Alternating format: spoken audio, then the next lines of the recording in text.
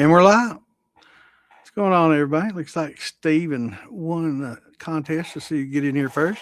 And I was asking Clint earlier, how in the world y'all see this before I actually go live? So, welcome everybody to Distilling 101.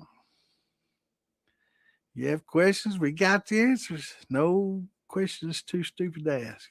Only dumb questions is the ones you won't ask, afraid to ask.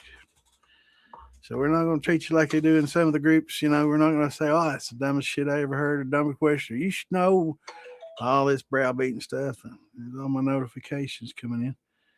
But yeah, that's kind of one of the reasons we started it, because you're not going to get that here.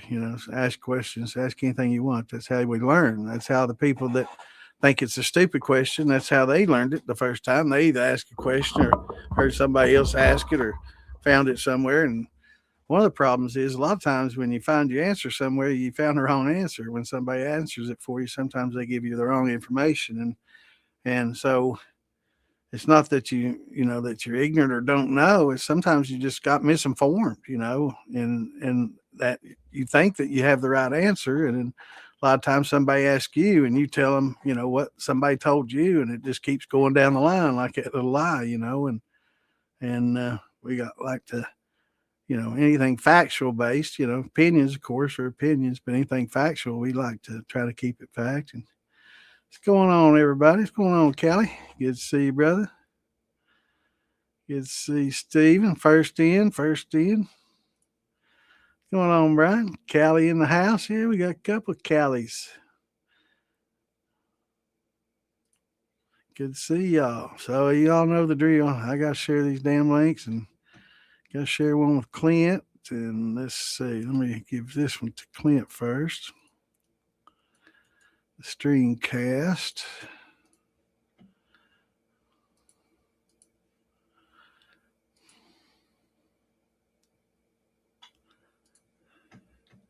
So that'll take you a second. I'm getting a little better at this.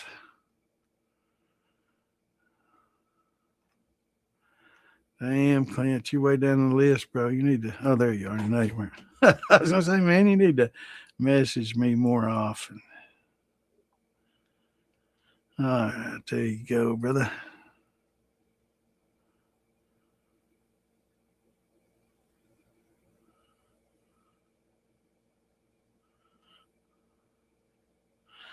I'm gonna.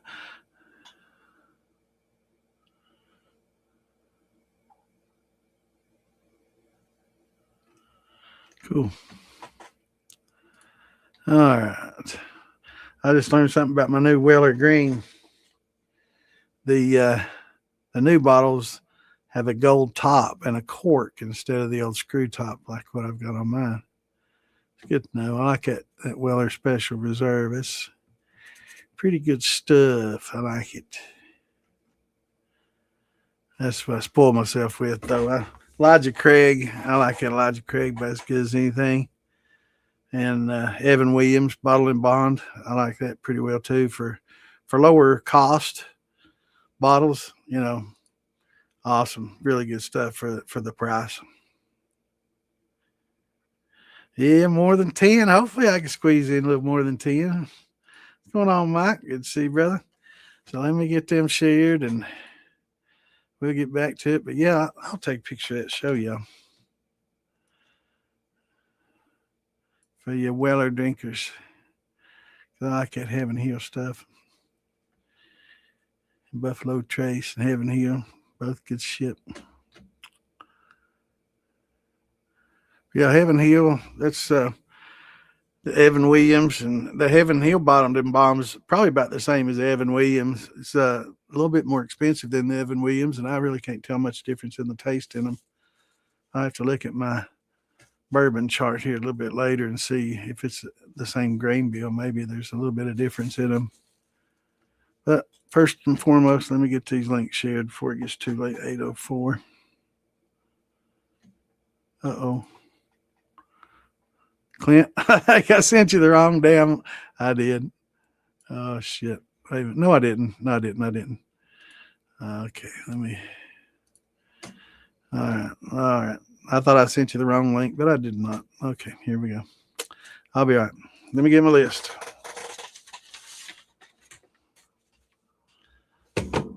All righty. So for everybody down at Popcorn Sutton Jam, I hope y'all having a good time down there. I didn't know we weren't going to have a podcast last night. I'd have pulled Phil Billy or somebody on here and had a little mini shit show or something. But we took a little break, I guess. It'd be all right. So hope everybody down there's having a good time. Wish I could be there. But Mikey didn't come get me. He didn't message me or nothing. You're at Mikey. Do you feel sorry for me, brother? I think I scared him away when I said we can share a room. Like that. Riding that sumbitch for 3 or 4 hours is enough for me. Sharing rooms, nope, not happening.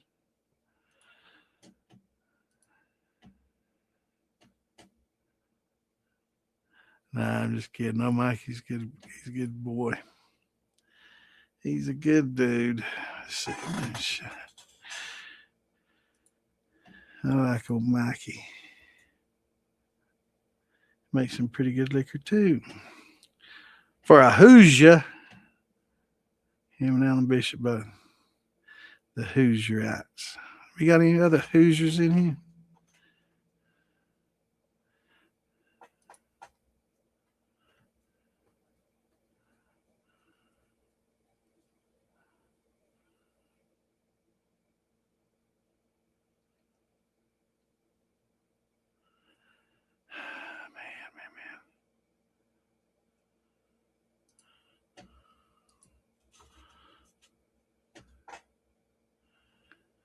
Yeah, I would love to have been there, but I can't just go to them all. I wish I could. I don't see how some of these people go. I guess they're young enough they can drive. There's some of them, man, they don't miss a show. They go to 10, 15 festivals a year. Damn, I get tired of just thinking about doing that.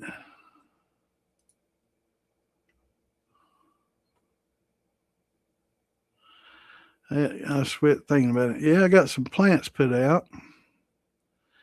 I bought some tomatoes and pepper plants, and I got them put out, about half of them. About 16 tomatoes. I only have 4 pepper plants, but he's bringing me more this week.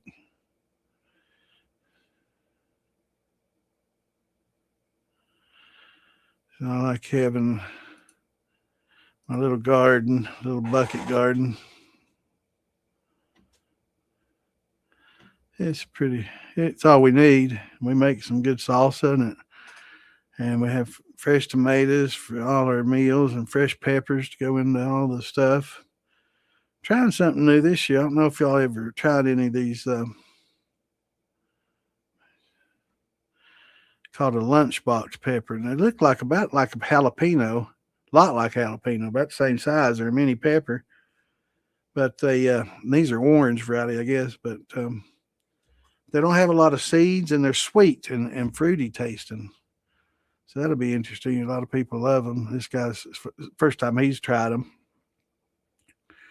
And so I got some of those to try. But he didn't have my jalapenos and poblanos, so I'm going to try to start those from seed. It's a little bit late for that. I wasn't counting on having to do that. So I might get some late summer, some fall peppers out of them. That'll be fine. I love those poblanos. Oh, man, those are so good.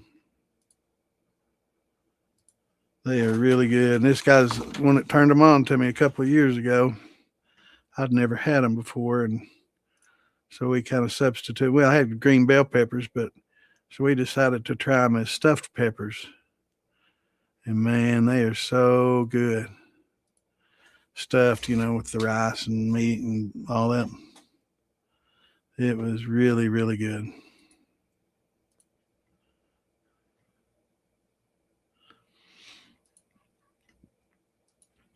I like them. They're kind of spicy, but not hot. But they have they're very rich, good flavor, real good flavor to them. If you never tried them and you like peppers, you definitely got to try them. You'll be glad I told you. because they are awesome. You'll never want a bell pepper again, especially if a little bit of tang and spice. I mean, they're not like, real hot, spicy, or anything like that, but man, they are good.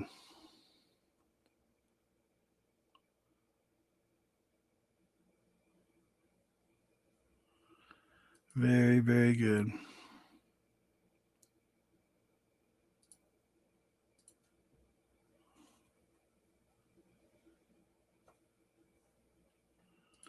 Let's see how far I got to go this time.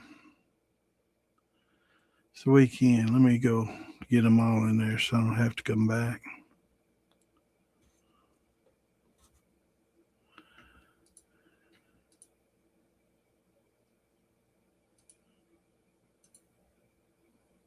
Yep. Same spot.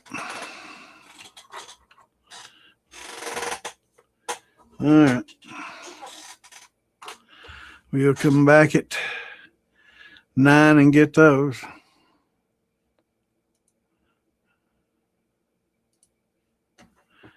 And Stephen will remind me it's 9/11 or 8/11, so at 9/11 I can add some more 9/12. Stephen's good. He's got a good memory. I don't. All right, where were we? There's old Seashine. What's going on, man?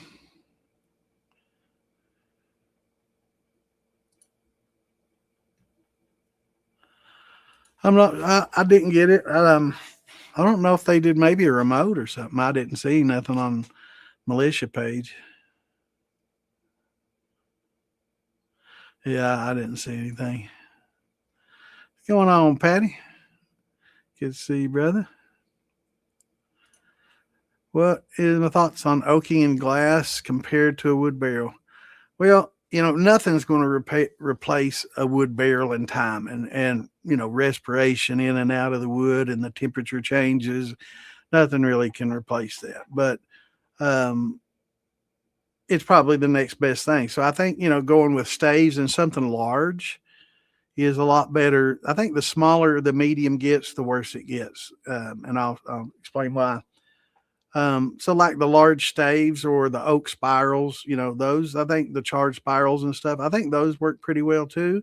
Of course, it's not like a barrel, but it does give it that smoky, charred flavor that I love. But it's just not going to give it the character that time is, you're not going to get the esterification, and you're not going to get the maturity, and you're not going to get a lot of the notes that it gets, a lot of the vanillas and the nuttiness and a lot of the things and the tannins you get the tannins that it gets from the wood. That is one thing that you will get is tannins, which brings a little bit of the bitterness and the smoky char flavor, which that bitter char, adds a lot. It'll give your white dog a good character. It's better than just straight white dog, in my opinion. Some people prefer just straight white dog. They don't care about all that. And one reason too, when you do that, you're going to have to make tighter cuts. So you'll hear us talk about aging process and esterification, and keeping a little bit of the heads, hearts heads margin there, and a little bit of the hearts to tails margin in there for esterification and aging. That's for more of a long term thing. If you're going to age short term with just wood like that in just a few months, probably best just to try to keep mostly hearts in there. But it does add good. But I think the chips probably not as good as the big staves or the spirals. And then they've got this thing called Shiner's Beard, and it's just like wood shavings, just like long charred shavings. And as soon as you drop those in, it automatically gives it color. And that's just no bueno at all, man. That's just pure tannins. You might as well just take sawdust and throw in there on it, char some sawdust, throw it on it, and then run it through a coffee filter. No, I didn't tell you to do that, but it's probably about the equivalent, and it's just no, it instant color like that. That's just pure tannins. You can order tannins. Wine companies sell tannins. We add tannins. I've got some chestnut tannins that I add to some of my dark wines, and you can order tannins. Just pure tannins if you just want the color. but it just adds a bitterness without that char. So I think the best thing to do is take just the wood staves and just, plane off or sand or clean up the gray part on the barrel side on the outside and just char all sides of it, rechar every bit of it, on the tops and bottoms where it's been cut, and just drop those in there, and it'll give it some good character. It'll be good. It's not going to be as good as a barrel. The small barrels, that'll be probably next to a barrel. So when you get like a 5-gallon barrel, you age it 8 months. That's going to be pretty damn good. It's going to be better than the stave of the spirals. You get a 15-gallon barrel and you age for a year and a half in it, and it's going to be pretty damn good. Now, the stainless barrels with the wood cap, those are designed to pretty much replicate a real barrel. So it's going to take a few years on those when you use those to age with. So if you want more rapid aging without getting the miner's beard or the chips, the small chips, I mean, it's okay, but it's best to buy the staves or the spirals and just char the shit out of them. Put a big piece in a jar, and it'll have enough surface area where it'll do just as quick as those, small chips. But I don't know, it just doesn't give as much tannins and gives a little bit more flavor. Might take a little bit longer too, but that's my preferred way other than a barrel. I've got two 15s and a 5, and then I got some of the stainless barrels, and then I got a whole bag full of staves that I can use. Good question.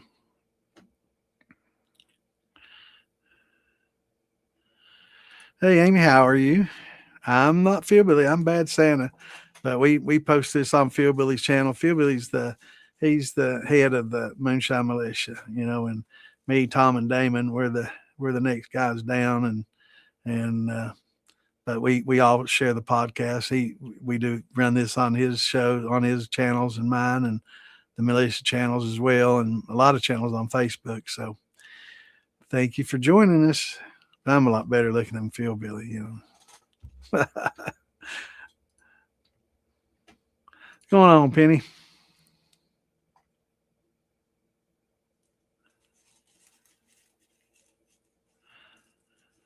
Yeah, I tell you what, man, it does mine too.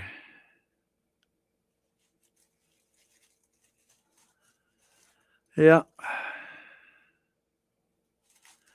Well, that's one of the things about it. Hopefully we can get it to where it's legal. It should be. This should be part of our life, liberty, and pursuit of happiness. We talk about it often, but can't say it often enough. It's something that we should be able to do in the privacy of our own homes.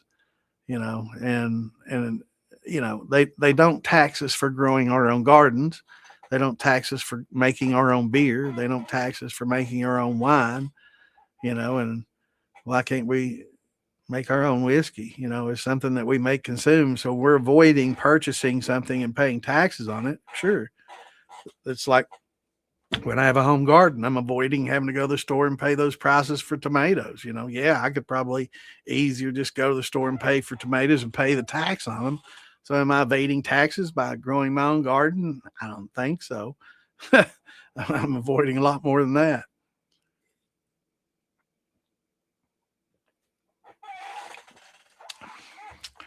Thank you very much. Your potatoes are growing crazy? Yeah, my taters are done. I've got to get my column. I got to get my glass part for my column. I don't know if I'm going to end up just buying it or what, but I came in, it broke, and they said I could send it back, but I hate sending the whole damn column back and paying $20 in shipping, them turn around and send a whole column back, and pay $20 in shipping. And it's just $40 in shipping going back and forth for a part that costs $40 and maybe $5 to ship. It's just kind of stupid. And I don't, hopefully I can try to call them. I couldn't get up with anybody. Hopefully they'll call me, but I'll keep trying until they get up with me. I hate wasting money because it's their money, but I still hate wasting it. I don't want them to have to pay, to ship all this shit back and forth, and me, then refund my money, and then me just turn right around and buy another one, and them have to pay to ship it, so that's them shipping this back, paying $20, and then refunding my money and then turning around, me buying another one and then shipping it back, spending another $20 or $30, all just because of one little globe, So hopefully we can, I can get somebody on the phone or to answer me. When you deal with eBay, you have to deal with the middleman there, and there's always a lot of shit lost in translation. I'd like to be able to just talk to them, but I know that's kind of against eBay's policy.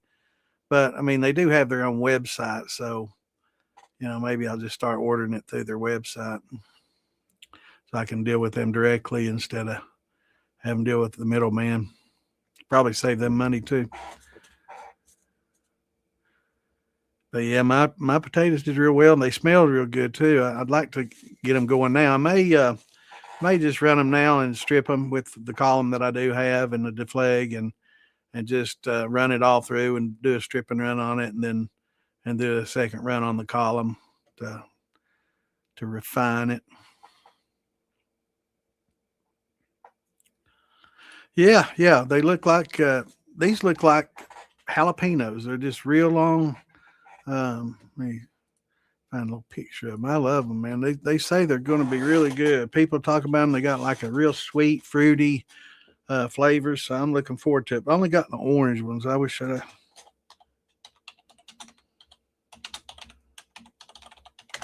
Let me get a picture of them here. Yeah, that's the same picture I saw when I looked the first time.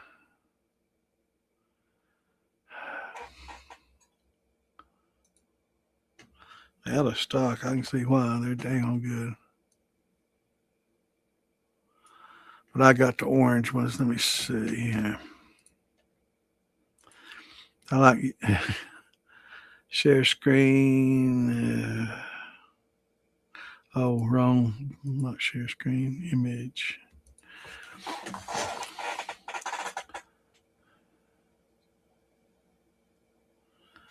Screenshots. Boom. This is what they look like. Mine are the orange ones.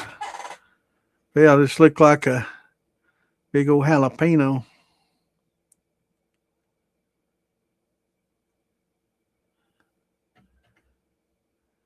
Yeah, they say that they're really good. Let's see what the website here says about them. Lunchbox peppers, perfect for a snack. And these sweet, crunchy peppers, perfect size for tossed in a lunch bag. I guess that's why they call them. They're small, 2 or 3 inches.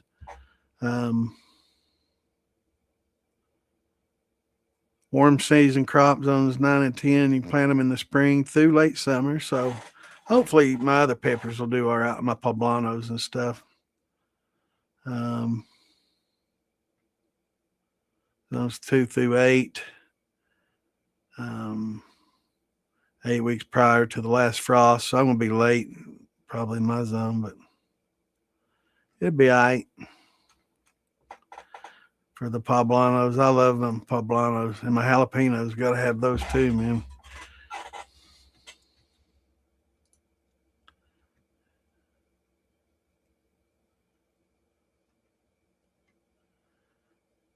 Gonna do a raised garden. I saw Temu had these big metal, look like kind of like a window well for a basement, but they're just oblong. Kind of look like a trough for animal feed and stuff, but I don't think they have a bottom. I think it's just the sides, but galvanized steel, and they were pretty cheap. But yeah, I just do the bucket thing. I used to have a big garden. I've got a rototiller, and I used to till up part of my yard and stuff at the old house and put in a big garden back there. But yeah, the only place I would be able to do that here would be along a fence row, which would be okay. But there's a lot of hedges and stuff along that fence that shade it. And along my back fence, I got a lot of pine trees and stuff. The soil's very acidic, and it's real clay soil. Real soil here's got a lot of clay, and it's hard pan. But the other house in Garden Side subdivision, it used to be a big, huge garden. That whole subdivision used to be a big, massive garden back in the days. Probably a plantation at one time.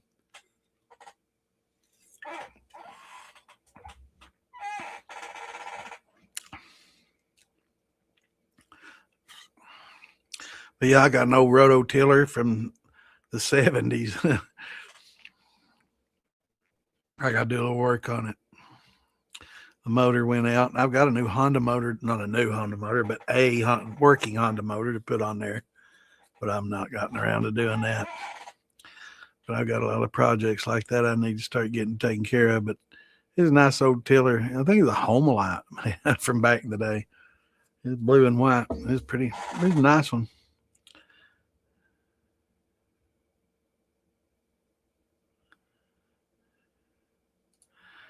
The midnight hour. I had a small single pot still I used to use in my kitchen. I could get a pint out of it. It exploded and left copper in your ceiling. Wow, man, that'll happen. Got to be careful. It's lesson to everybody. You got to be really careful about. I had one about blow on me, and because mud daubers got my damn worm, and just made a big huge mud house in there, and I, I wasn't getting any drip, and I'm like, man, I should be getting a drip by about now. I looked, this thing was about busting at the seams, and it was a pressure cooker. You talk about a bomb. And so I shut her down, and sure enough, we cored out and bored out that, tried to blow through the worm. I wasn't using a thumper off that, and sure enough, it caked up thick as hell with mud dauber nest and everything. It was small copper though; it was like 3/8. It was a small setup too. But yeah, they've got some a lot safer stuff out now, and they've got gaskets where it'll kind of blow out the sides before it's going to build up enough pressure in these vevers. And these, let me show you what they got nowadays. It's a lot safer. You can use these in the kitchen as well, but they're going to be a lot safer for you to use. And there's a rubber gasket, silicone gasket that goes all the way around this rim here. And before it builds enough pressure to explode, it's going to just blow steam past that silicone gasket this is clamped against, right? So, but there's really nothing for it to clog up except for the canister filter on there. Now, a lot of people will, there's a lot of secondary markets that, Phil Billy and a bunch of other people, Wayne and I think Appalachian and a couple of, I'm sure most any of the steel builders can build you a worm that comes right off that football, or you can make a copper cap come right off this pot, and that way you get your copper that you want where you want it. But yeah, it's a lot safer, and you can add pressure relief valves where you see this airlock on this. It's just showing you that you don't run it with that on there, but you can take that off and take that out. It's like a 1/4 inch, and you could replace it with a pressure relief valve if you wanted to. For anything over 10 psi, it'll just blow out because the steel operates at about 3 psi. This one will operate at about 2.5, 3 psi. So it's not a lot of pressure in this to able to build up. It's got a 2.5 inch opening there at the top that goes into that football cap. So it's a good size. It's not going to clog up on you. And you can put copper mesh inside that football chamber.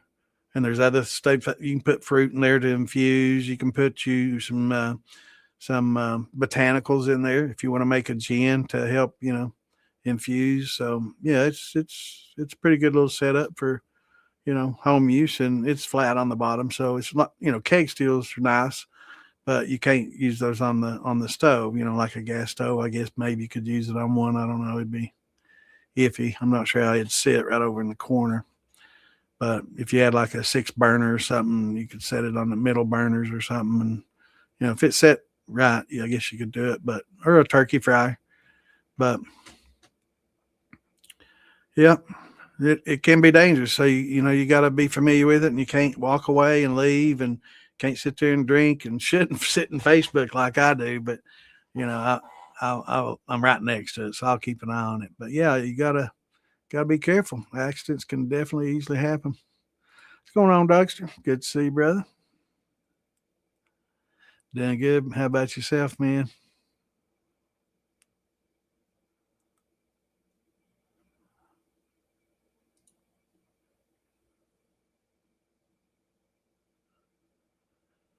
Hibiscus whiskey. That sounds good, man. I used to have some big old hibiscus plants at the old house, man. They were the moonflowers. I called them moonflowers. These were the big white, like bigger than a paper plate, man. They were big, huge blooms. They were pretty. What's going on, Chris? Good to see you, brother. Hope you're doing well.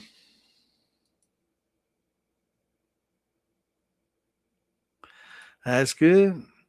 Now you don't have to ferment it dry if you don't want a dry beverage. You can stop it at 1.050 or not 1.050, 1.005 right before it gets to one, and have some kind of sweetness. Because when you ferment it dry, it does affect the dryness of the actual distillate. You will be able to tell that. That's why I'm wanting to get this. That's why I really got to run this vodka before um, I can deal with all this column stuff, because it's just going to get dry if I don't. So I'm just going to have to run it and jar it up and run it again. When they can get me the part.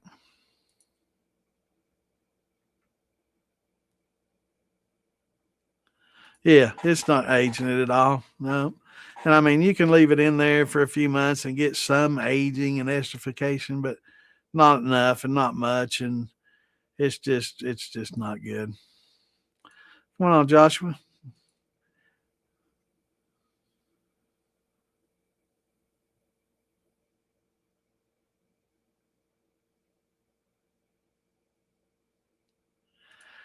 Yeah, I understand, brother. I'd love to have made it too. Family first, man. There'll always be more festivals, and they'll be there next year.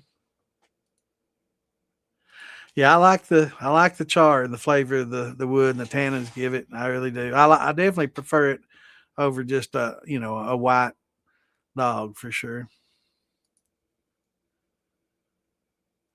I appreciate you, brother. I've forgotten already. What's going on, Frank? So how was popcorn? Yeah, I missed y'all, man. I wished I could have been there, brother. Did y'all have a good time? Anything wild happen? I got a question. Okay. So I did my first corn mash. I had to leave it in the garage for a week. I came back and it didn't do anything. pH was 3.2. So I had potassium carbonate. Calcium carbonate is what you want to add, not potassium. Calcium carbonate is what you want to add. 4.5, some bubbles now. But I have to leave for a week again on Tuesday. It'll be fine. As long as it's working. Did you get a starting gravity? So getting that hydrometer and having that and seeing what kind of conversion you got and how much sugars you're starting with is really important. So, if it that way you can kind of check its progression and see that sugars are getting consumed and it's moving forward. But the pH dropping to 3.2 is typical. It depends on how far along it was. It could have been done a week. It's nothing for a grain fermentation to be done in a week. That's most often 3-5 days. Your grain fermentations will work off. So it may have been worked off already. So that's imperative to get that hydrometer. They're about $4 or $5 on Amazon. They're not expensive. The proofing hydrometers, I get like 3 for 12, so like $4 and buy a couple of them, buy a couple few of them, both kinds for the proofing and for the triple scale. But having those and knowing how much sugars you started with and checking that sugar progression as it's getting consumed and watching it, like he was talking earlier, about getting pretty close to being dry. He's checking that with his hydrometer so he can tell, or his flavor. But yeah, it's imperative to get that. But calcium carbonate is what you want to use. And I'm going to check potassium carbonate to make sure you're okay.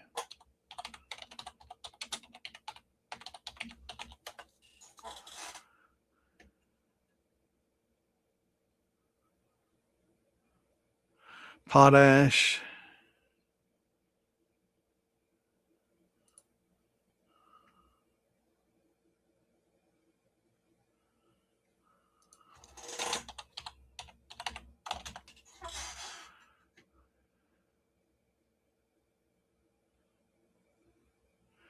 Yeah, probably not a good idea to use it. Safe and small trace amounts, such as food additives, but it's caustic and corrosive. Um, Skin irritant, damages tissues. Yeah, you might have to pitch it if you use much. You want to use calcium carbonate, which is the oyster shells, right? Yeah, the aging and maturing. There's some differences in the aging process and the maturation. Aging is just pretty much esterification. That's just the you can do that in a jar, you can do it in a barrel, you can do it in a bucket, but it's the natural esterification of the esters and the oils and acids combining to create interesting flavors. So a little bit of that's in your heads, your ethyl acetates from your heads will combine with some of the oils and the hearts and some of the organic acids in the fermentation, and they esterify into flavonols and flavonoids and polyphenols and all these things that create pretty interesting, unique flavors, right?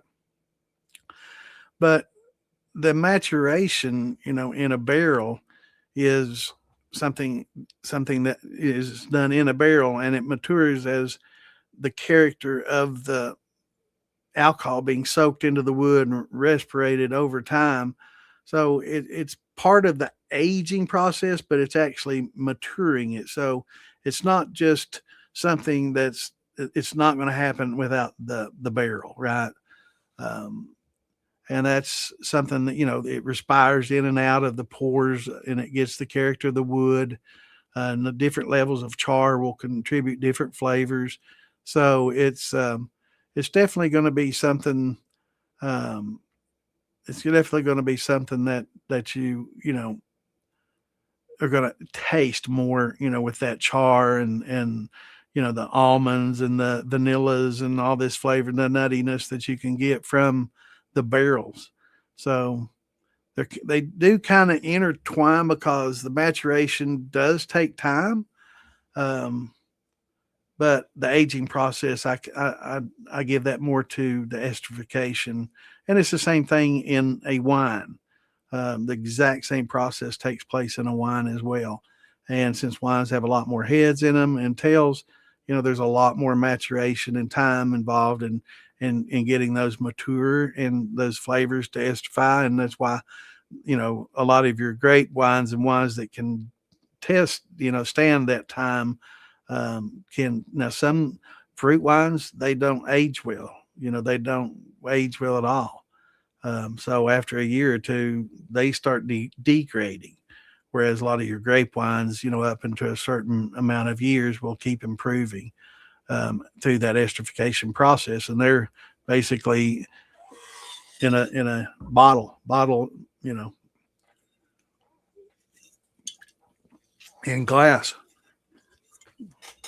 Chris, I don't know if you could keep it, bro. Being potassium carbonate, did you use oyster shells or did you use potassium carbonate? Because if you use potash and use much of it, I wouldn't drink it. It's the wrong chemical. It's caustic. It's hard on your skin. You definitely don't want to ingest it. I'm not sure if it would distill off. Um, but if you used potassium carbonate, now when I talk about potassium, it's potassium metabisulfate, and it's a different compound entirely. So not all these, they may sound alike, but one can be toxic, kill you deader than hell. Pure potassium will kill you almost instantly. It's very toxic. But once you make a metabisulfate out of it or potassium sorbate, it's just a different compound, right? So in chemistry, it's just, there's certain things that sound an awful lot alike, very similar. Actually, you can start with one and end with another by changing a few, by, changing the compound and, you know, go from something that's edible to something that's completely toxic, right? So if it was potassium um, carbonate and you use much of it, I probably wouldn't fool with it, man. But yeah, just get the oyster shells or pickling lime. Both of those work real well if you need something to help boost pH and buffer. That's you could use that. So double check, make sure if it is potassium carbonate, I'd probably, and you use much of it, I definitely wouldn't take a chance. Yeah, oyster shells. They're cheap. They're real cheap.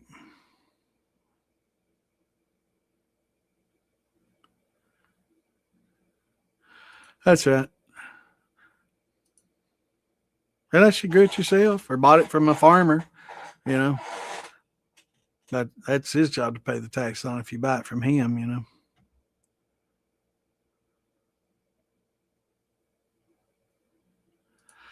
Well, what the oyster shells buffer, what they do is it's not an instant thing like adding baking soda or pickling lime. We recommend pickling lime because it doesn't have the sodium in it, right? It's not sodium bicarbonate. It's a potassium or calcium carbonate. Um, so, no, let's see. Calcium hydroxide. That's what it is. Calcium hydroxide.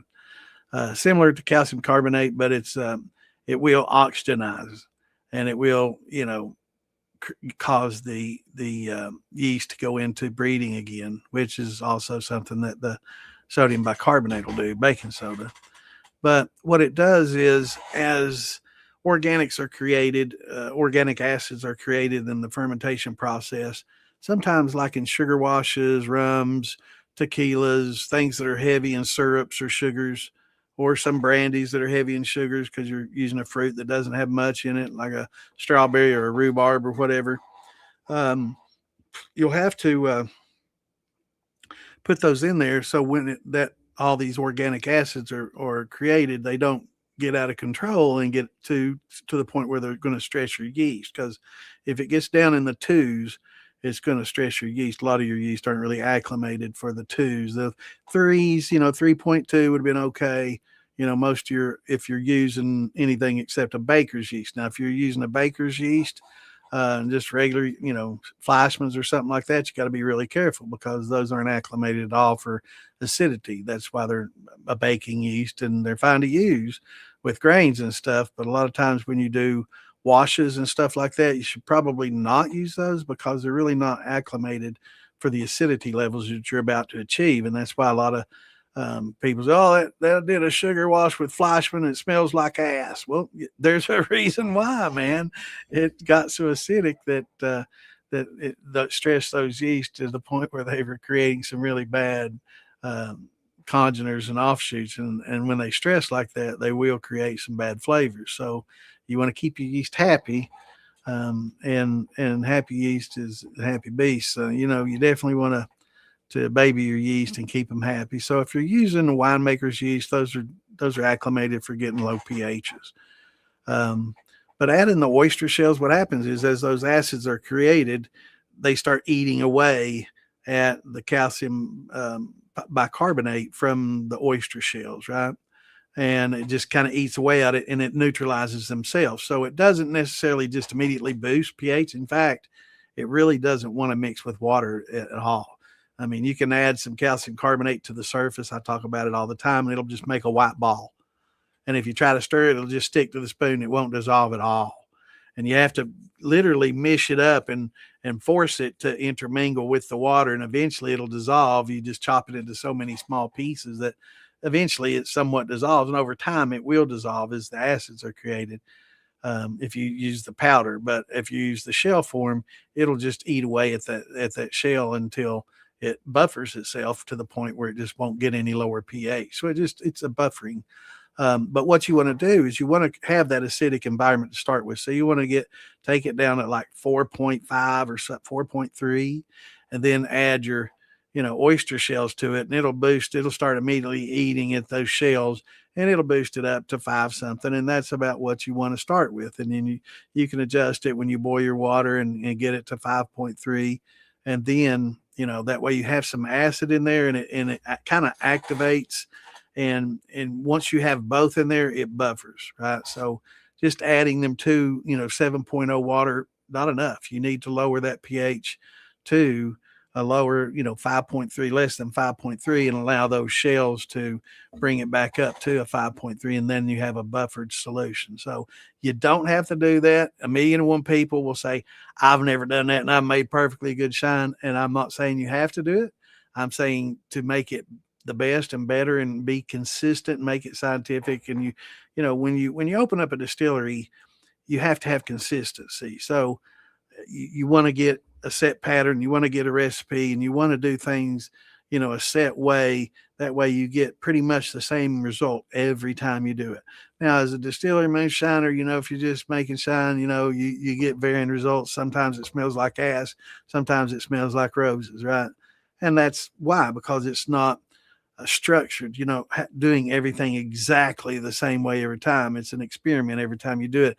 Temperature's hotter, different yeast, different pH, and if you don't tighten it up, and nobody says you have to. I mean, that's one of the beauties of this thing. It's not, there's no facts that says you have to do it this way or you can't get a decent result without doing it this way. It's just that if you do it this way and do it this way every time, and you control the temperatures, you control the pH, you control the environment, you control the distillation with an airlock and eliminate any bacterias and wild yeast and other things from getting in there, then you can, get consistency. And that's really what it takes to open up a distillery and to produce a bottle that's the same regardless. You're going to always have some small differences after you barrel age it over time and stuff. You're going to have some unique, and that's why a lot of these people are professional blenders. They come in and they'll get a little glass full of each barrel. They'll taste little bits of it and wash it around their mouth, spit it out, cleanse their palate, and they'll do the next. And then they blend based on these things to create a perfect blend to them, and there's going to be unique differences in all these barrels that will allow them to blend to make something fabulous, right? So, but to get consistency. So, a lot of people say, oh, I've never done that. And more power to you. I'm not saying you have to do it this way, but it certainly helps get things from being more consistent and keeping your yeast happy, and less stressed yeast will produce, a better product generally. Now, we've talked to other distillers and stuff, and sometimes, they experiment and they want to stress the yeast. Now, if you want to get more heads per se, and a lot of people say, why in the hell would you want more heads? Well, for aging processes and stuff you're going to age for 4 years, there's certain fruity notes that you can get out of the esters in heads, right? And a lot of these, esters are something that we typically cut out of a white dog because we just want the hearts. But if you want some of those floral notes to, mature over time and age well, like we were just talking about, then you'll sneak a little bit into the heads to get some of these esters and to combine with these acids to create some interesting flavors over time. But drinking it straight off the tap, you don't want them because they just don't, they're not esterified. They don't taste good. They're just, they're acetone and they're chemically tasting and it's not good. But over time, it creates different compounds, and it's like sodium. Pure sodium will kill you in a heartbeat. Somewhat radioactive, you drop it on water and it'll burn. You got to store it in oil. But sodium carbonate is basically baking soda. Sodium bicarbonate is baking soda. So it's got the sodium in it, but it's not toxic anymore. It's different. Sodium chloride, salt, it's something we can eat. So, in chemistry, certain things that are toxic as fuck, like pure sodium, can be good things if it's mixed right, and done properly. That's the interesting thing about science. These compounds can change completely just based on their molecular compound. Or on the compound. So, pretty interesting, but yeah, it's, a lot of these flavors will combine with acids and the oils and make some unique, interesting flavors over time. But so, there's nothing cut and dry. So when I say, using eggshells or oyster shells, both are calcium carbonate. A lot of people used to use eggshells a lot, but you had to treat them. You had to bake them and I know a lot of people use it in planting, so you can also use these oyster shells. They use it a lot for your chickens, to give your chicken extra calcium and to and put it in their water and give them calcium water to build more calcium, makes their shells harder. And you can use it in gardening too. I use some of these crust oysters. I use some of the powder out of the bottom when I plant my tomatoes and stuff. I also use bone meal too. But so yeah, it helps a lot.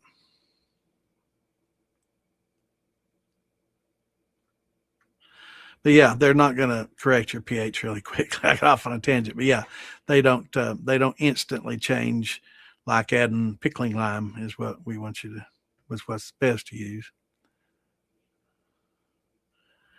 Red potatoes.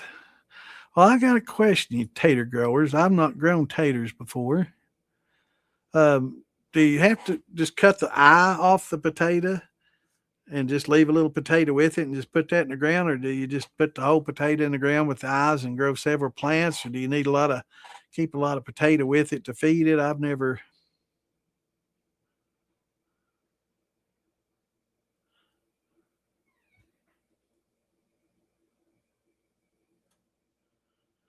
Yeah, I've seen the hay bales.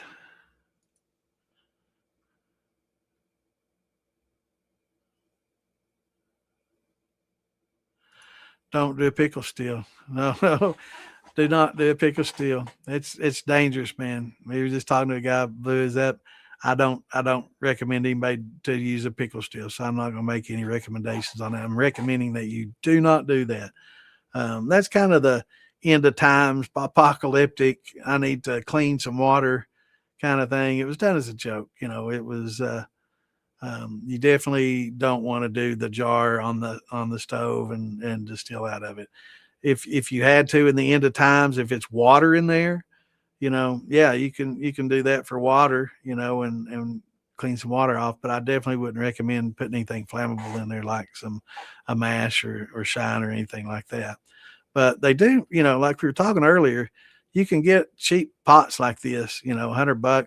They make some 3-pot stills that you're going to have to make some modifications to. But if you're willing to modify a jar, these are much, much safer, much enjoyable. And you'll get, actually, if you're serious about it and want to do the hobby, we highly recommend you use of every 3-pot and make the mods or get you one of these. These I think range from like 150 to $250. I think they're on sale right now, actually, through Vever. But you can also use a beer keg reefer, definitely, and put it on a turkey fryer and use propane, and you can do 15 gallons, about 13 gallons at a time, and that's 15 and a half to the top. But you can pour about 13 gallons of mash in there and put a little column on it. Let me show you a picture of what the beer keg still was. But we don't recommend anybody doing the pickle or the pickle jar still. That was kind of a joke. Well, end of times,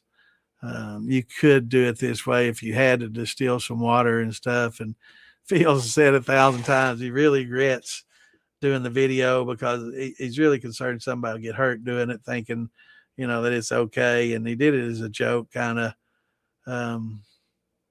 But it's definitely something that you're not going to want to do. But here you can make a beer keg still, kind of like this, out of a beer keg, and you can get some decent production out of it. Because even if you did the pickle jar, you're only going to get a shot's worth of, liquor out of it, and it's just not worth it. It's dangerous, and you're not going to get anything out of it. So if you really want to get in the hobby, I highly recommend doing one of these keg steels on a turkey fryer, or you can get electric elements if you want to step up and do electric elements. You can get different kinds of, you see where that attaches to that keg. You can get something like this to attach on there as well. And Phil Billy and a few other people sell these as well. You probably pick them up a lot of different places, but that right there, a little column with a sight glass, deflegmator, and shotgun condenser, the whole works. Those run about $150. Anywhere from 90 to 150. You can get them on sale sometimes around 90, 80, 90 if you catch a sale. On it, maybe 4th of July sale will be the next one, Independence Day sale. But yeah, and you can set that right on that keg and make some good liquor. But yeah, we don't recommend anybody use the pickle jar still. That was just kind of a apocalyptic.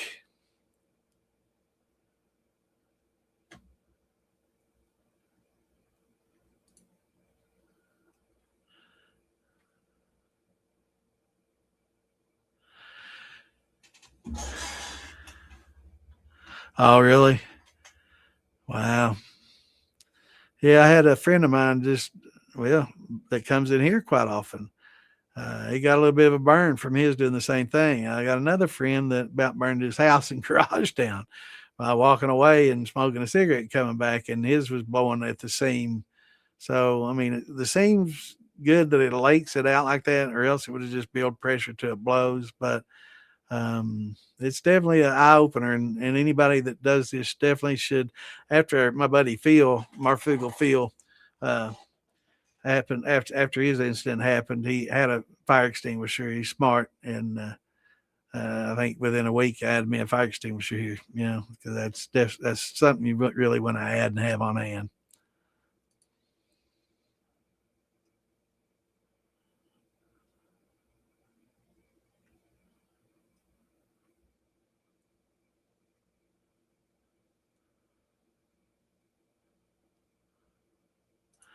So, okay, if you have 3 4 gallons left in your mash barrel, 30 gallon, can you add more sugar? And you don't need to add yeast. Um, the yeast is already in there and it's still alive. Once you add some water and help dilute that alcohol that's already been created in there, it'll get it to where it's okay.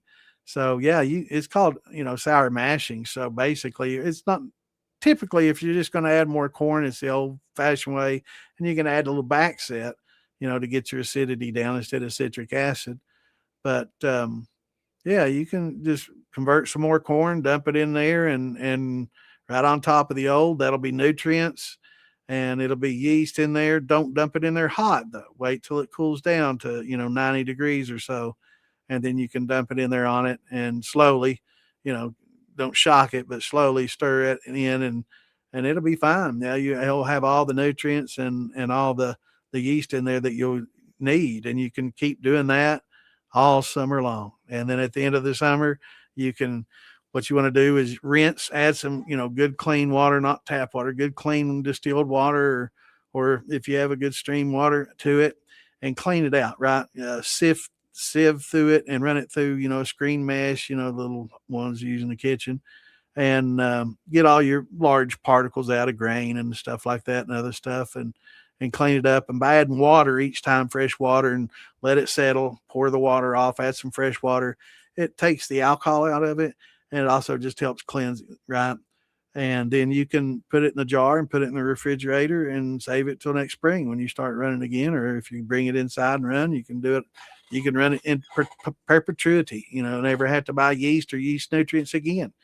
You can just continuously use it forever and ever and ever. And you don't need the whole thing, so you can jar some of it up and save it. And because you don't want to get too yeasty of a flavor, to just get real yeasty on you. So you can take quite a bit of it out and save it. And after a while, if it's starting to get a little bit too yeasty, you can dump it and get one of them jars and reintroduce it. And you'll never have to buy yeast or nutrients again until of course, if you do a different distillate like a brandy or something, you don't want to necessarily introduce those flavors to your brandy. So you can do the same with a brandy, and just have your brandy, you know, yeast bed and your grain yeast bed and reuse them. And you won't have to buy any nutrients or yeast and for a long time. Reefer, I'm sorry, brother. We're not going to answer that because we don't want somebody to get harmed. And if we answer that question, you get harmed, and people try to start suing people. So, we've definitely advised you not to do it. It's dangerous. So please don't do it.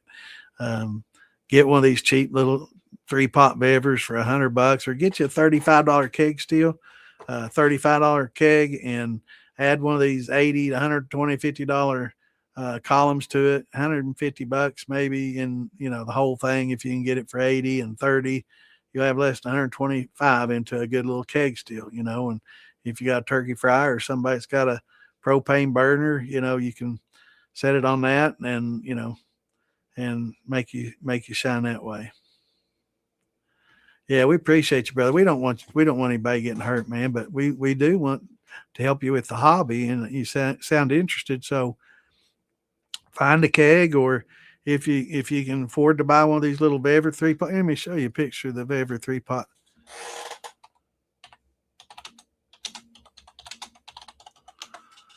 Here's a little Bever 3-pot. This one right here, let's see. Let me see what sizes these are. Let's see. Here's a 13-gallon one. It's $118. Let me take a picture of it for you. And this is on bever.com. And I don't work for Bever and shit.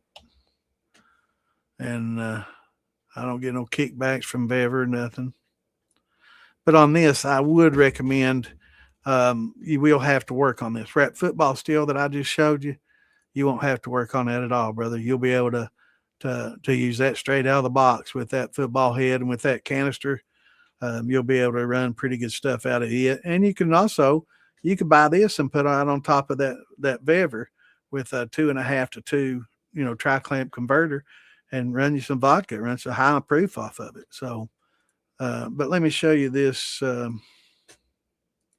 3-pot, and then we can talk about the issues that you can have with it. Now, this is the Bever 3-pot, and I'm going to hide the chat so we can see it. Now, if you see that it's got a condenser sitting right on top of the pot, man, that's just no bueno. It's not good at all. So you can see that it's got what's called a thumper there too. That's the little pot on the top to the right. It's basically, a puke pot, unless you add the downcomer, and it's really undersized as a thumper. But China thought these would be cool little 3-pot steels, and it's very inefficient. The worm in this is way undersized. So yes, I recommend replacing all this plumbing with, if this is, I think, a 13-gallon, let me see, 13.2 gallons, and you can get it for $118. Not a bad deal. And you can do a lot of other stuff with this pot. You can pressure can with it and pressure, and use it for canning. You can use it for distilling water. You can do a lot of other things with it. But we definitely recommend that you replace those little white gaskets that are like on the pot top. These little plastic, I don't know if they're PTFE or what they are, but they're brittle. And when you over tighten them, they'll crack, and they're a problem. And I don't know how many times I've seen biscuit dough on top of these because they cracked, and people just, put biscuit dough on them instead of putting a bulkhead fitting on there and doing it right. I recommend drilling that hole out bigger, putting a bulkhead fitting on there designed for it, and to get rid of that gasket for all. And then tying it into a little bit longer of, a bigger worm in a 5-gallon bucket. Philby makes them. If you want to make your own, 1/2 inch, 3/4, bigger, better. 5/8, you can get the 5/8 in a coil. And if you make a pretty good size, bucket size, 5-gallon bucket size worm, it'd be perfect for a little 13-gallon pot, or, if you want to go up to a keg 15 or a, 18.5 football steel, you could use that same worm for all of it, right? And you'd want to use about 12 feet in a 5-gallon bucket, be plenty. 12, 15 feet be plenty, just enough to make probably 5 or 6 coils around inside that 5-gallon bucket. A lot of people will just put a few pieces of wood there, 3 pieces of wood, kind of triangulated, and just kind of strap it to it. They use pipe strap, or plastic. You could just screw plastic and, but if you buy the copper coiled up in a box, it's not something you're going to have to bend and crimp and fuck up. It's a lot easier to do if you just buy it coiled up and tighten that coil up. And it's softer copper, and you don't have to worry about it. But yeah, we don't want anybody getting hurt making the pickle steel. It was kind of a joke thing. But I mean, if you're in a bad situation and you're in an apocalyptic situation and you're in the wild and you're trying to survive and all you got is a jar, yeah, you could definitely, make it work. But I would only use water in it, and just trying to distill some drinking water. But probably better just to boil the water and drink it anyway. But yeah, these little pots do good once you make the modifications to them. A lot of people throw the little thumper out. You can use it. It probably need a drain in it, so you can drain it as you go, because a lot of times it's gonna overfill. I guess if you keep it on top of that pot like that, it probably stay hot enough to where it won't condense so much. But yeah, you definitely want to get that condenser away from the still, and in a bucket, a larger reservoir of water. So a lot of people, last time I heard somebody's like, I got steam coming out of my condenser. Is that right? Should that be? And I guess they weren't regulating the temperature of the water. And I mean, the water inside these little condensers, if you run them the way they are, has to be iced down. I mean, you have to literally put like a jar like this and fill it full of water and put it in the freezer and make a big ice, thing out of it to sit right in the middle of that coil to keep the water cool enough. Or you have to start packing ice inside there to keep it cool and keep up with it. And it's just a pain in the ass. You don't want to have to do that. So making a bucket, and in the bucket, you can put like a milk jug, right? Freeze a milk jug full of water, freeze it, just set it right in the middle of the bucket inside there, and it'll keep that water cool enough, to where you can condense properly. But yeah, that's the way to do it, man. We don't want anybody getting hurt though, using the pickle still and having that glass break on you.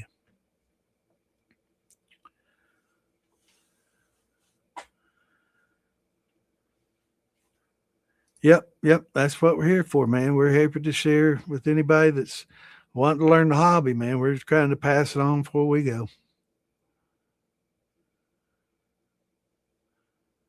Yeah. Now, Candem tablets, like I was talking about earlier, that's potassium metabisulfate. Now, it's far different, critter than the potassium carbonate. Now, I worry about the potassium carbonate because that can be very caustic and very hazardous to your skin.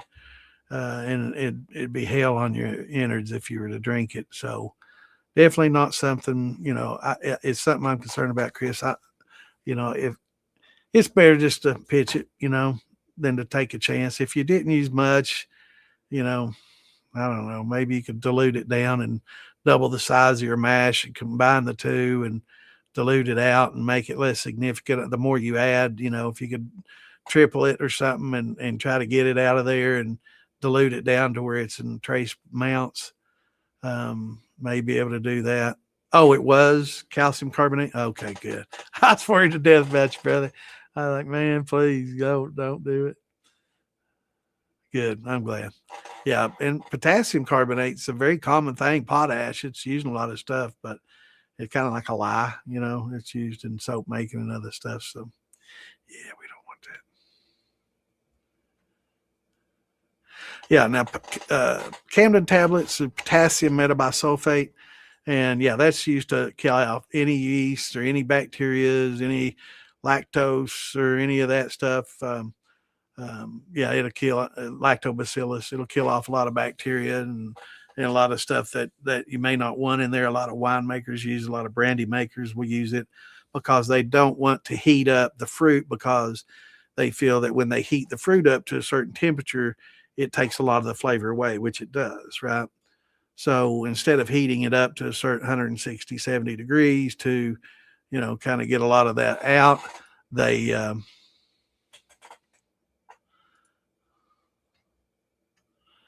right, I'm gonna have to post that on here. I wish I could have been in that picture. I see old Mikey.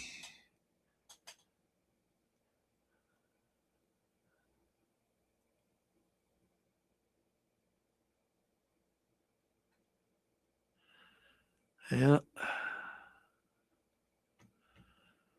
Let me show this picture here.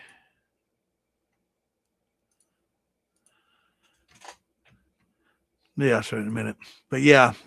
So the Camden tablets just kill everything off. And it's also used at the beginning to kill everything off. And it's also used when it gets down, when you're looking at your gravity, and it's like you want to maintain some sweetness in your wine. So it's like 1.5 0.005 or 1.010, and you want it to be really kind of sweet, you put that potassium metabisulfate in there, and it kills all the yeast off, so it stops fermentation. A lot of people use potassium sorbate because it doesn't produce as much bad flavors as a potassium metabisulfate can. You got to watch your dosage. And so they use potassium sorbate, which neuters the yeast, which makes them so they don't breed anymore, but doesn't kill them, right? They just live out their life, die without breeding again. So, but it will get a little bit drier when you use the sorbate versus the metabisulfate, more of an immediate thing, whereas the sorbate probably want to use a little sooner if you want to maintain that sweetness. But somebody sent me a picture.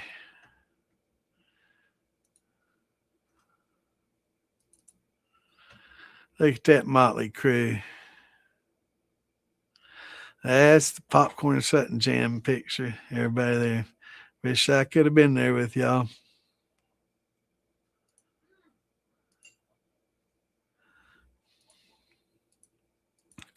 Definitely missed it, man.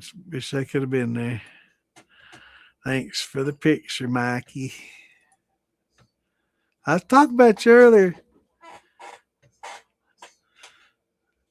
at the beginning. It was your ears burning. Yeah, I wish I could have been there. Hope y'all have a good time tonight. Tell everybody old Santa said howdy. That's good. I'm glad it stayed pretty cool. I'm glad it's calcium carbonate. Well, now the Camden tablets will kill. The potassium sorbate's the one that neuters. So,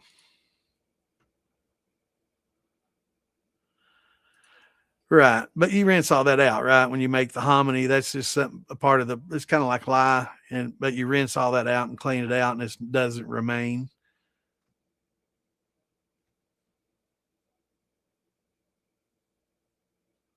Yeah, oyster shells are good. Yeah, just use them over and over, rinse them and boil them, and you're ready to go again. I rinse them out because they're porous. Rinsing them out kind of gives, but some kind of bacteria can form in those little pores inside there. It's very porous. So when you're boiling the water, throw them in there, right? Throw them in the water that you're boiling to steep or cook your corn in. Throw them in that boiling water and let them stay in there for a little bit, and then get your tongs, pull them out, and then you can add your acid to the water and bring it down to about a 4.5, and then you throw that bag back in there and then start putting in other stuff, or you can wait until after. But it definitely helps with your conversion if you have about a 5.3, 4.8, something like that range. It definitely helps your converting your grains. Hello, Miss Lisa. How are you? Good to see you. Yeah, and I'm that far behind. Damn. Yeah, you don't have to follow these scientific methods. People that follow a recipe that's done a traditional shine the same way since, my great grandfather, we've always done it this exact way. Well, technically, you have developed your own scientific method. It's just that, it doesn't, need the tools or whatever to measure with. So, but you've always done certain amounts, done it a certain way every time. So that's what we're talking about is developing a regime where you do things the same way every time, use the same creek water, so you've developed that, and you can get consistency because everything's the same way. You've got the same, exact regime that you've done every time for over a century. And that's a scientific method, whether you realize it or not. You're still following, a recipe just like you would in a lab, following steps, right? So it's a step process. And as long as you don't deviate from the process, you can get a fairly consistent result. And it's the same thing with the science, that we're talking. It's just that, and I will say this, I did shine back in the days long before, there have been a hydrometer since the 1900s, 1800s, but not in Appalachia. We didn't know about those things, right? They existed, doctors used it, labs used it, but if we could have gotten one off Amazon, which didn't even exist back then, the internet didn't exist back then. You couldn't get all these specialty yeast and all these things that everybody gets now. Maybe some city shiners that had brew shops or something back in the 70s, could have gotten it, but we didn't. But if I could have, for $4, if I could have picked up a hydrometer and it could have helped me measure my sugars and saved money on sugar and made my fermentations better and made it easier to determine when they're ready, yes, I would have used it, and so would have every other shiner. But we would have said, "Oh, I'm not going to do that. It's too complicated." No, it's not complicated at all. If you can read a thermometer, you can read a hydrometer, right? So I'm actually both. Yeah. Yeah, I've got some Scotts in my family. Literally, their last name's Scotts, and McCoys and Calls. It was McCalls before they moved over. So yeah, I got quite a few Irish and Scottish in my family. You got a little bit of German, a little bit of English, but mostly Scotch Irish.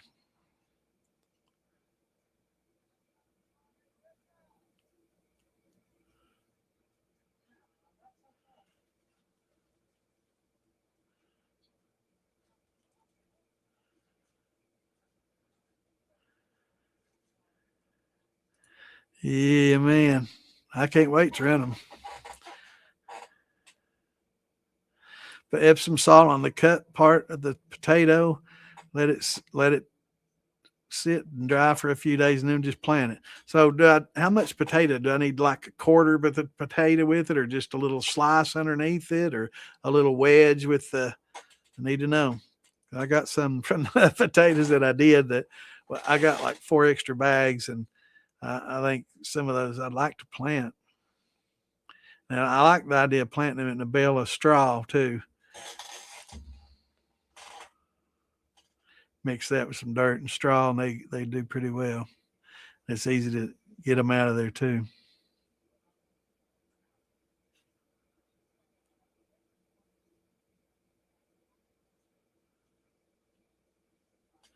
Right. So maybe just a wedge then.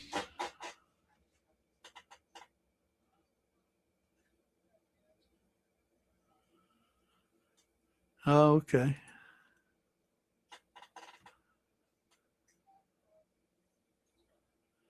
Yeah. Yeah. A lot of the words we use, especially in certain parts of Middle Appalachia, like Eastern Kentucky, West Virginia, down into East Tennessee, Virginia area, even maybe Southeast Ohio. All that region has a specific dialect. Now, mine is quite a bit different than a lot of others, but words like yonder and holler and a lot of these words come from old Scottish and old English and a lot of the old languages. And a lot of the way we talk, you know, is a lot like the Irish, the way we um, kind of combine some words together. It's very unique. They've written some books about it, and it's actually pretty interesting. I've done a little bit of research on it, and it's pretty cool. But yeah, we speak a lot of the same ways a lot of the Irish do, and a lot of the words we use have been handed down over the years.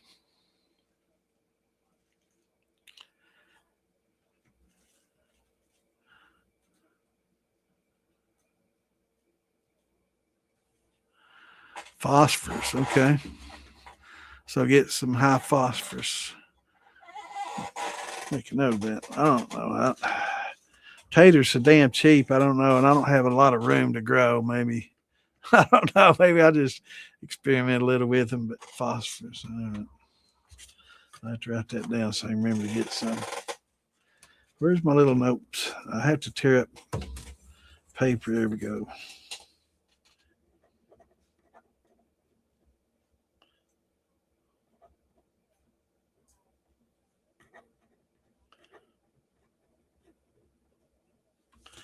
All right. So I need to get me some phosphorus.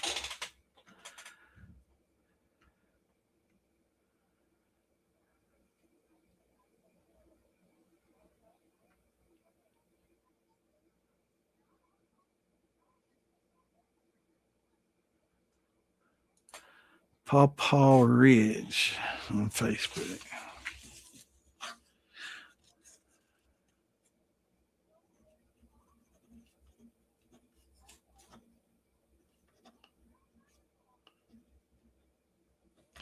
We get a lot of pawpaws back home.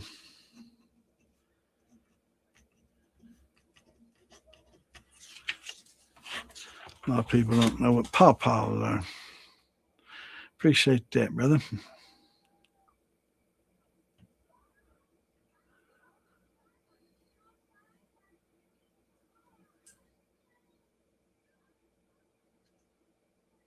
That's interesting to know. Yeah, I'd heard about that.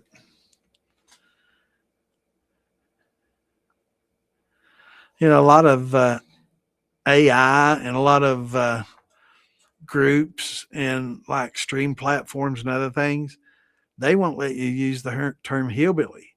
That's considered a derogatory, slanderous word, and you know, and a racist, slanderous. You know, it's like the N word, right? And it's like I never knew that. You know, I've always been proud of being a hillbilly. You know, that's what they called everybody in the Appalachians. You know, I guess that kind of came over along with that.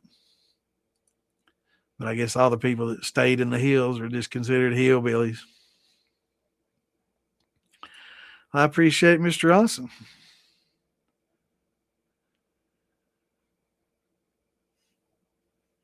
Yeah, we appreciate Clint here a lot. You know, it's hard for me to handle every single question as they come and give them long-winded explanations.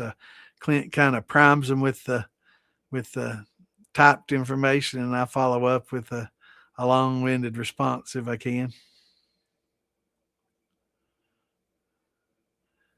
But that's what we're here for, brother. Help teach people and promote the hobby and make it enjoyable for everybody. Trying to answer questions if they have any. If you have any questions, feel free to ask. I mean, I know for a lot of people beginning, I had a lot of questions, you know, and I ask a lot of questions to, you know, people that wouldn't answer. They're like, I don't know, son, get away from me. I was a little kid, wanting to know about moonshine. They're like, you know, they can't, they were afraid to answer too because they didn't want to get in trouble, but they didn't want to deal with a kid anyway because they want me getting hurt and say, well, he told me how to do it.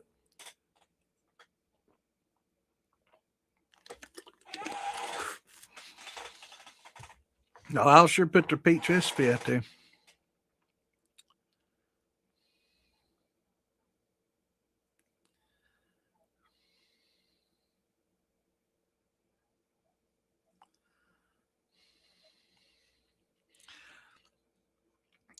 Yeah, I definitely enjoy helping people more than I do working my ass off making it because it's a chore. You know, if it was easy as snapping your fingers and just throwing something in a barrel and be done and you just go. I mean, I don't know with that yellow label, it does make it pretty almost like that, but I haven't tried that with the flavor yet, which I'm going to. I'm going to do the Lazy Man Shine. I'm just going to fill it full of water. I ain't going to fool with the pH adjustments or nothing.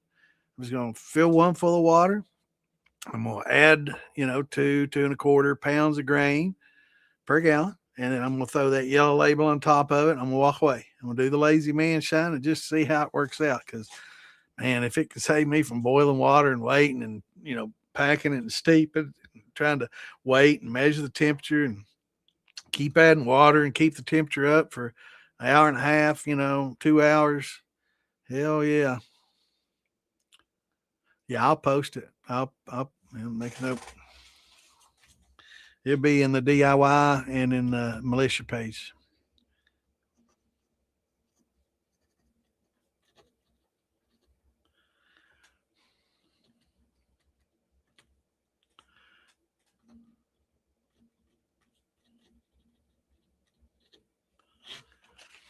An old buddy from high school named Keith Howard from Pike County.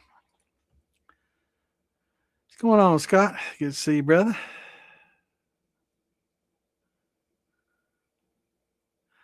All right. Oh, it's well past time by the time I read that. Appreciate you, brother. Yeah, I had to wait till 9/11, but we there.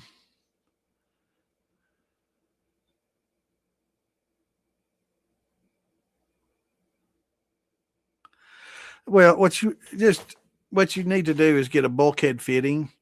You just basically throw the plumbing out. You can reuse some of the plumbing, and you can try to do it with the plumbing, but you're gonna, especially if you're going to like a 13 or a 15 gallon. If you're 5 gallon, it's not a big deal. Yeah, you can use existing plumbing, but if you're going 13, almost triple size, then you're definitely going to want to use something bigger than the 3/8, whatever that they're using, probably a 3/8. I don't even think it's half.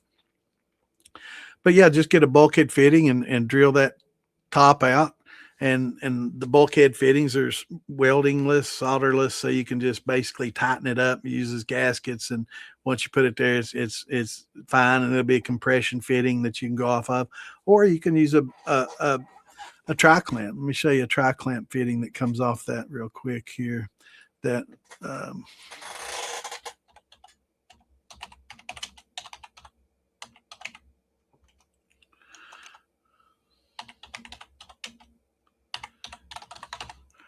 and we'll just say 1 inch.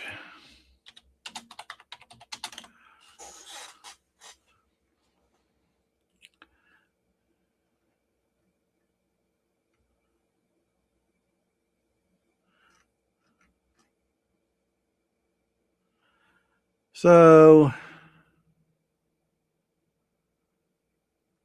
some of those have rubber gaskets. You don't want to do anything with a rubber gasket. So, wow,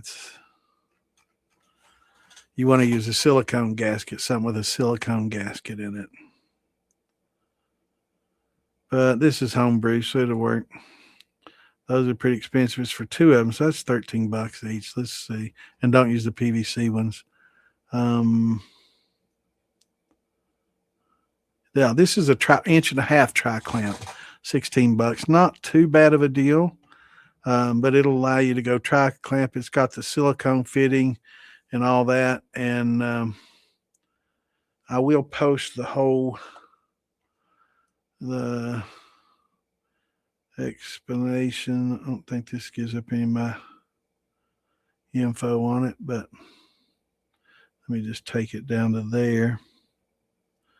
And they've got a 2-inch as well. Let me just click on the 2-inch, because that's what I would go with, is the 2-inch, because everything I have is 2-inch. $17, and it'll fit this column that I'm showing here. So you can come off this your pot with this column. Now you're going to have to probably run a wire from the ceiling, or you're going to have to, chain or something to help support it, because the weight of that, top heavy, it's not going to support it real well. But here's the 2-inch. Let me go ahead and just make another screenshot of that. $17, not a bad price. I'll probably buy one. I didn't. Let me put that up here, Doug. Then I'll share the links. But here it is, and this is on Amazon. May be able to find it other place pretty cheaply, but you can see, you just drill a hole, and then tighten this up real good and tight. It's silicone, so it's going to be good. You can put a little silicone grease around it, food grade, and to get a good seal. And then you can just run 2-inch, like that, like the column here that I was showing. This is a 2-inch. You can run it right off that. So you can make a hole, and you can clog these holes up, and see right in the middle, there's an indentation in the top center of this pot. That's where I'd just get a hole saw and drill and put that hole, and put that, put this right in there. And it'll be a 1.5-inch tri-clamp fitting, and or a 2-inch, and you'll be able to go right off that into the column, right off your pot. Or they make fittings that'll go from 2-inch down to 5/8. If you want to go straight from a 2-inch into a 5/8 copper, they make that as well, where you could go from a tri-clamp into a compression fitting for your copper worm. And that'd be easy to come right off an elbow, and then go from tri-clamp 2 to a 5/8 or an inch, whatever size your copper is. I'll show you that fitting as well.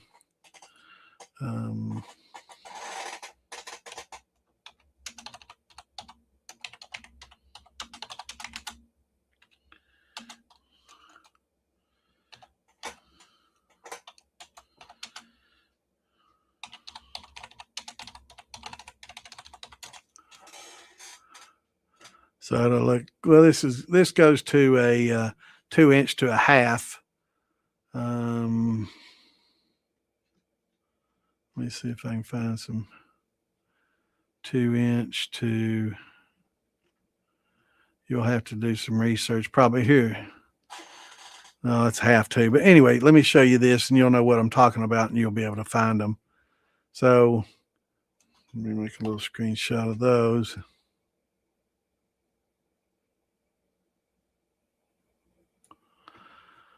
So this right here goes from, let me take some of these other, shit, trying to remove it. Trying to remove some of these other ones that I've shown. And then let me show you this one.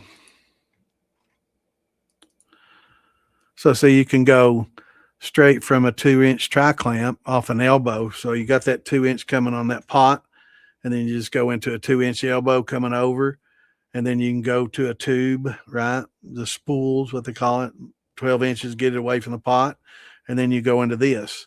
And then you could, any fitting copper, this is an MPET, so you can go into, a copper fitting, compression fitting or whatever you wanted to with this. It's 1/2 inch. You can go 2-inch to 5/8. I'm sure you can find that somewhere. And it'd be pretty common as well. And then you just go right into compression fitting or directly into your copper with that and into your copper worm, right? Easy peasy. That's why the tri-clamp system is so good. It's so modular. You can just take out the tri-clamp and put anything else on there. So you can put big copper, caps on top of on top of that pot. You can make a whiskey cap, helmet, lots of different things. It makes it a lot more modular. And just get rid of that. And it's just got that one hole in that. You could probably put a valve in there, right? A little valve to open up when you're done running. That way you want to implode. If you got thumpers and other things in line, just put a little valve in there and open it up when you're done, when you turn your heat off, and just open that thing up. And that way you don't have to worry about it. And that's what you put in the hole that's existing there. So that'll work too. Well, let me share these links real quick and then I'll be right back.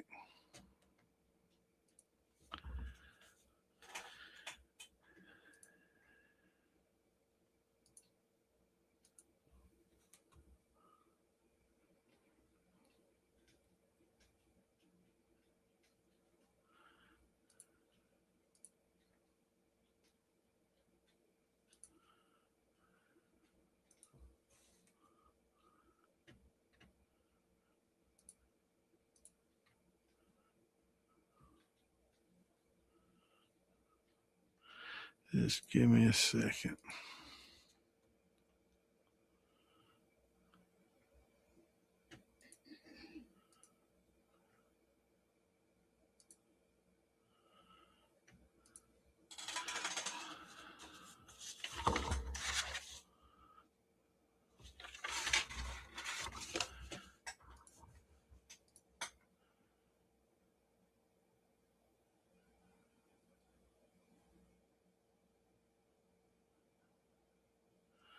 There it is.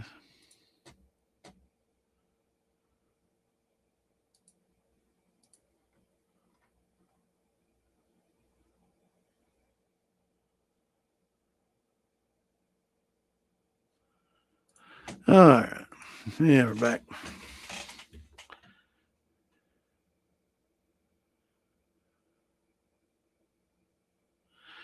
Yeah, the 3-pot, you're basically buying it for that bottom pot because you're going to get rid of the little thumper that's not really big enough to be a thumper.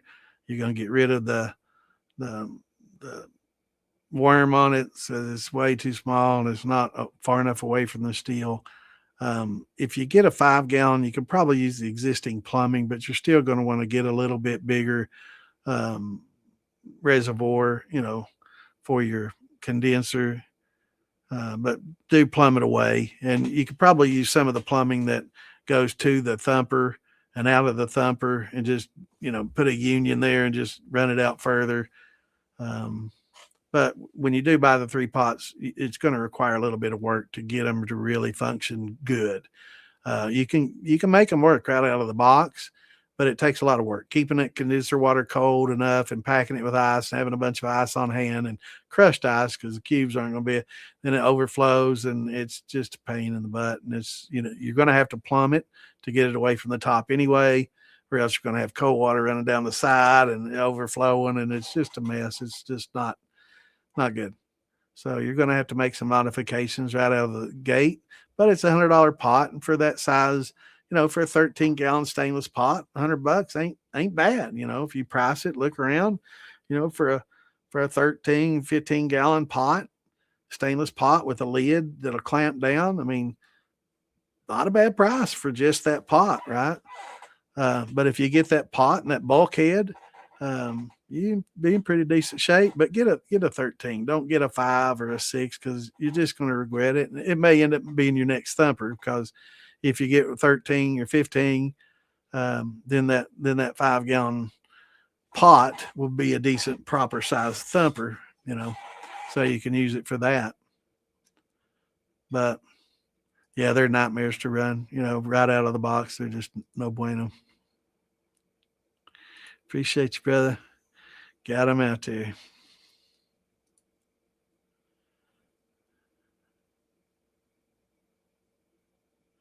And you could probably rig that that small stainless pot to make a good decent little thumper out of it. But the little thumper that came with it, and the little condenser, I don't even call it a flake. It's not even a flake. That little pot, condenser pot, yeah, they're not worth it.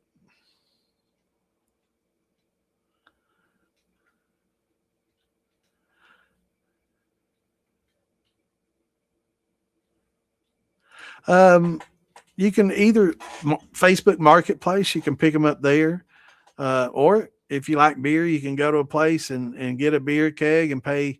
I think they charge a $50 deposit and just keep the keg. You don't have to take it back. Just pay a $50 deposit and they'll just keep your deposit and you keep the keg. But you can find them laying around at the back of a fraternity house. Uh, but a lot of times, bar, you might find one at, a bar owner may say, oh, we only pay like $30 deposit. Yeah, if you need one, I'll sell it to you $30, But yeah, you can find them in Facebook Marketplace for around 30, 25, $35, 30, 40, bucks on Facebook Marketplace. Just look up beer keg and you can find a good used one. Just be careful taking the spear out. You got to let the pressure out and make sure you're standing right over top of it when you push that in, if you like a good beer bath. But yeah, just take the pressure out. There's videos on how to take out the little ring, the ring inside there that holds it in place, and the lock ring. So you have to pull that out and do it without damaging the top and bugging it up. And so follow those instructions. But yeah, that's, get your beer keg and then get your pressure washer, get in there and wash it out real good and clean it out real good and dry it. And you'd be ready to go, man. You can make keg steel out of them, set them on top of a turkey fryer, and you ready to go, bro.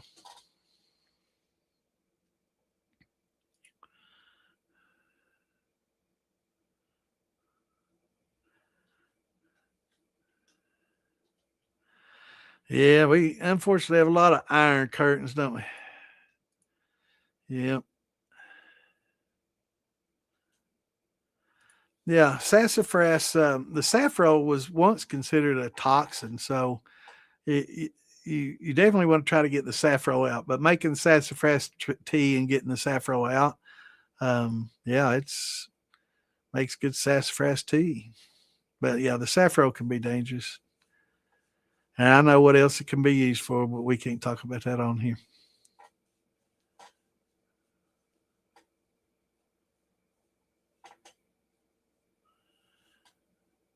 But yeah, you can make your own root beer, and a lot of people use it to help flavor some root beer.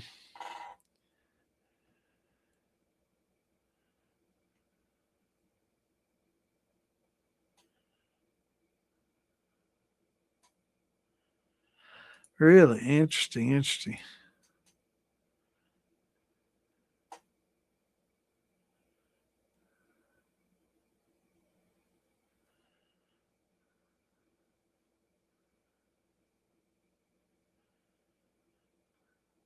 So you've done the straw method.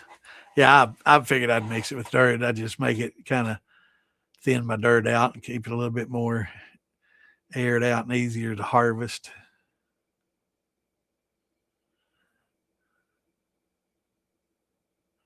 That's up to you, bro. I would highly recommend just a beer keg because you can run a lot more in it. It's cheaper initially, and you can like I say you can buy uh, this little column for anywhere from 80 to 150 bucks. Put on that thing, and you can run some high proof. I mean, I've got 187 proof running out of exactly that right there coming off my Vever. That right there exactly. You can get 180 some proof with that deflegmator running, cool water in that. I've got 187 out of it, no problem at all. So you can make you some vodka coming out of that in high proof, and it's good. And just put some copper mesh in there to take out your sulfites. And hell yeah, man, you can run some good shine out of beer kegs, and they're very, very sturdy too. So you don't really have to worry about imploding it. But if you just run that column off of it, you won't ever have to worry about implosion. It's open air. It can breathe. But yeah, you'll like it. Trust me, you'll be really happy, and you'll be happy with the amount you get. With these little pots, 5 gallon pot, it's great to see if you want to get into the hobby, and it's great. That little 5 gallon pot will be your next thumper. But most people, they'll do it once or twice. They'll be hooked. And then next thing you know, within 3 to 6 months, they're looking for a 15 gallon, 20 gallon. They're wanting to buy one of these football steels, or they're getting a keg, or they're getting some copper, copper steel off somebody. So yeah, it's definitely just skip the beginning process and just go right onto it. I'd save you a lot of money, because if you think you're going to like the hobby, you're going to love the hobby, right? It's a little bit of work, but it's a whole lot of reward. Man, I got a dry ass elbow. Can't see it on there, but man, this some bitch is flaking up.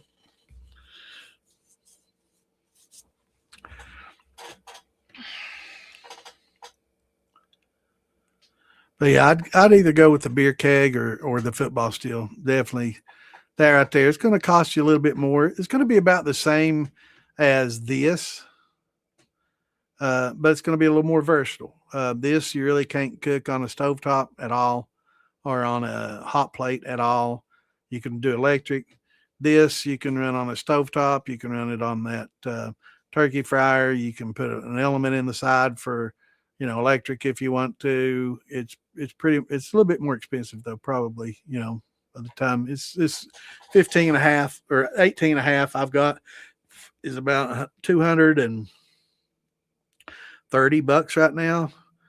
So, it's going to be a little bit more expensive than this column or a keg in that column on there, right? But not by a whole lot. And it's both are very versatile. But which one you go with is up to you. If you got a turkey fryer ready to go and you don't want to, put a whole lot of money into it, find you a good cheap beer keg, get that column. Fieldbilly carries them. I'm pretty sure you get them off Amazon, eBay, other people, other steel builders will have them. I do highly recommend buying them that way, because if you add all those parts up separately, it comes up to a hell of a lot more than the 100, 120 or 50 they cost, as a package, for sure. I bought 2 of them just for the parts.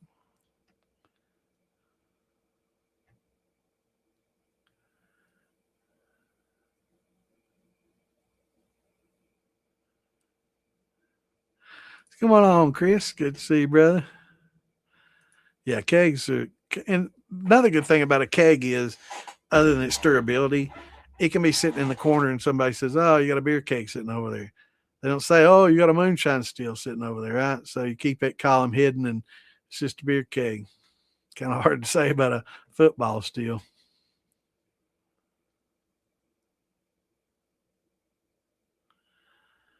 That's awesome, brother. I love to hear that.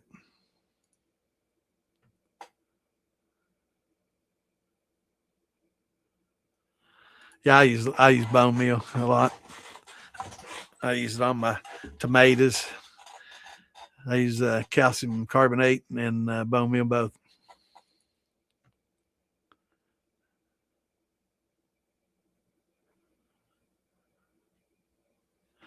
Yeah. I mean, right here it is.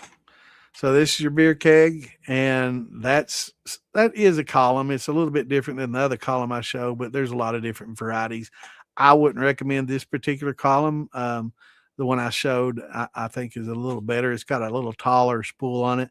This does have a tube and shell. It's more of a Liebig type condenser, whereas this one out here is a shotgun condenser. So this tube has like 5 individual small stainless tubes inside of it where water circulates. So it's a much more efficient cooling tube.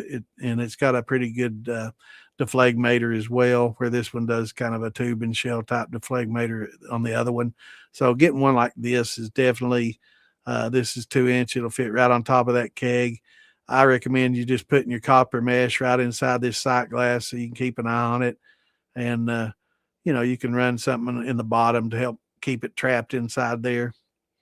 But yeah, it's, I would definitely get a keg in this little column right here, and you'll be good to go. And then eventually, if you want to run a little bit lower proof and you want to do some whiskeys and some brandies, then you can get up a Philbilly or Wayne from Ozark and some of these guys and get you a little cap, a little whiskey helmet or cap to come off of it.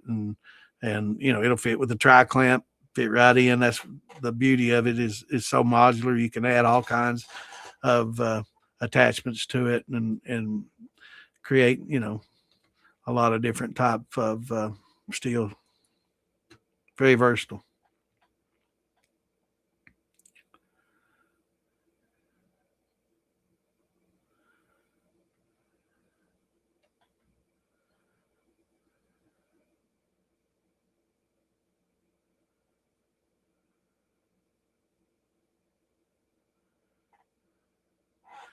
A little behind here, so I'm going to try to read and get caught up.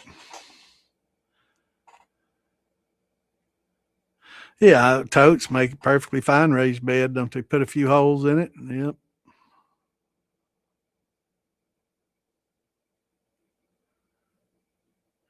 Yeah, there's some videos on how to take your keg spears out. Philbilly's got some good videos on it. So just go to Philbilly. All right, on the very bottom here, this little blue trailer, Philbilly Moonshine 7356 on YouTube. Check out his videos and just look up beer keg and making a beer keg or setting up a beer keg or taking the spear out. And he's got videos on how to do it. You definitely want to get you some needle nose pliers and some screwdrivers and maybe something small that can poke in there once you get it pried out a little bit and then pry it on out. It's just a snap ring, lock ring.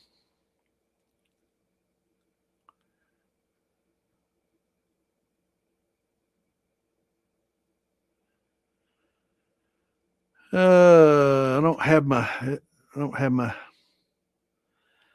let me see. Hold on. Let me go get my book.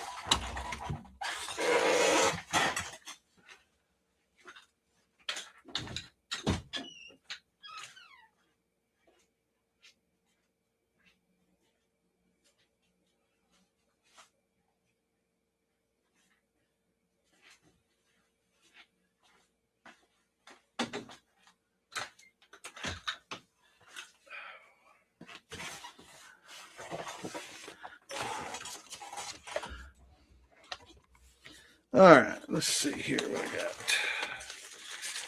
Blueberry. There's my sweet heat white wine.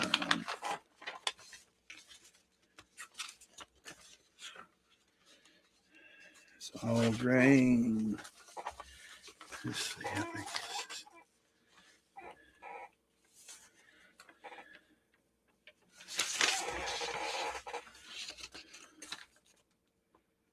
No, it's my plum wine here.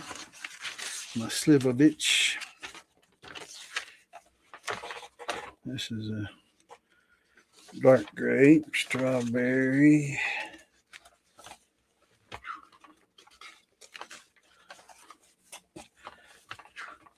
Somebody asks me this every week with my peaches because it seems like it's not the only one.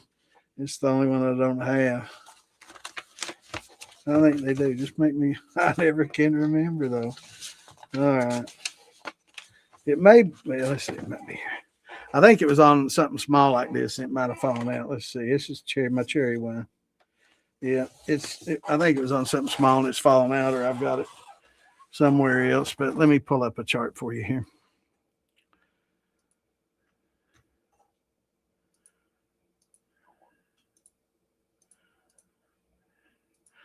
And this chart is also available in a lot of the channels. Let's see if this is the right one.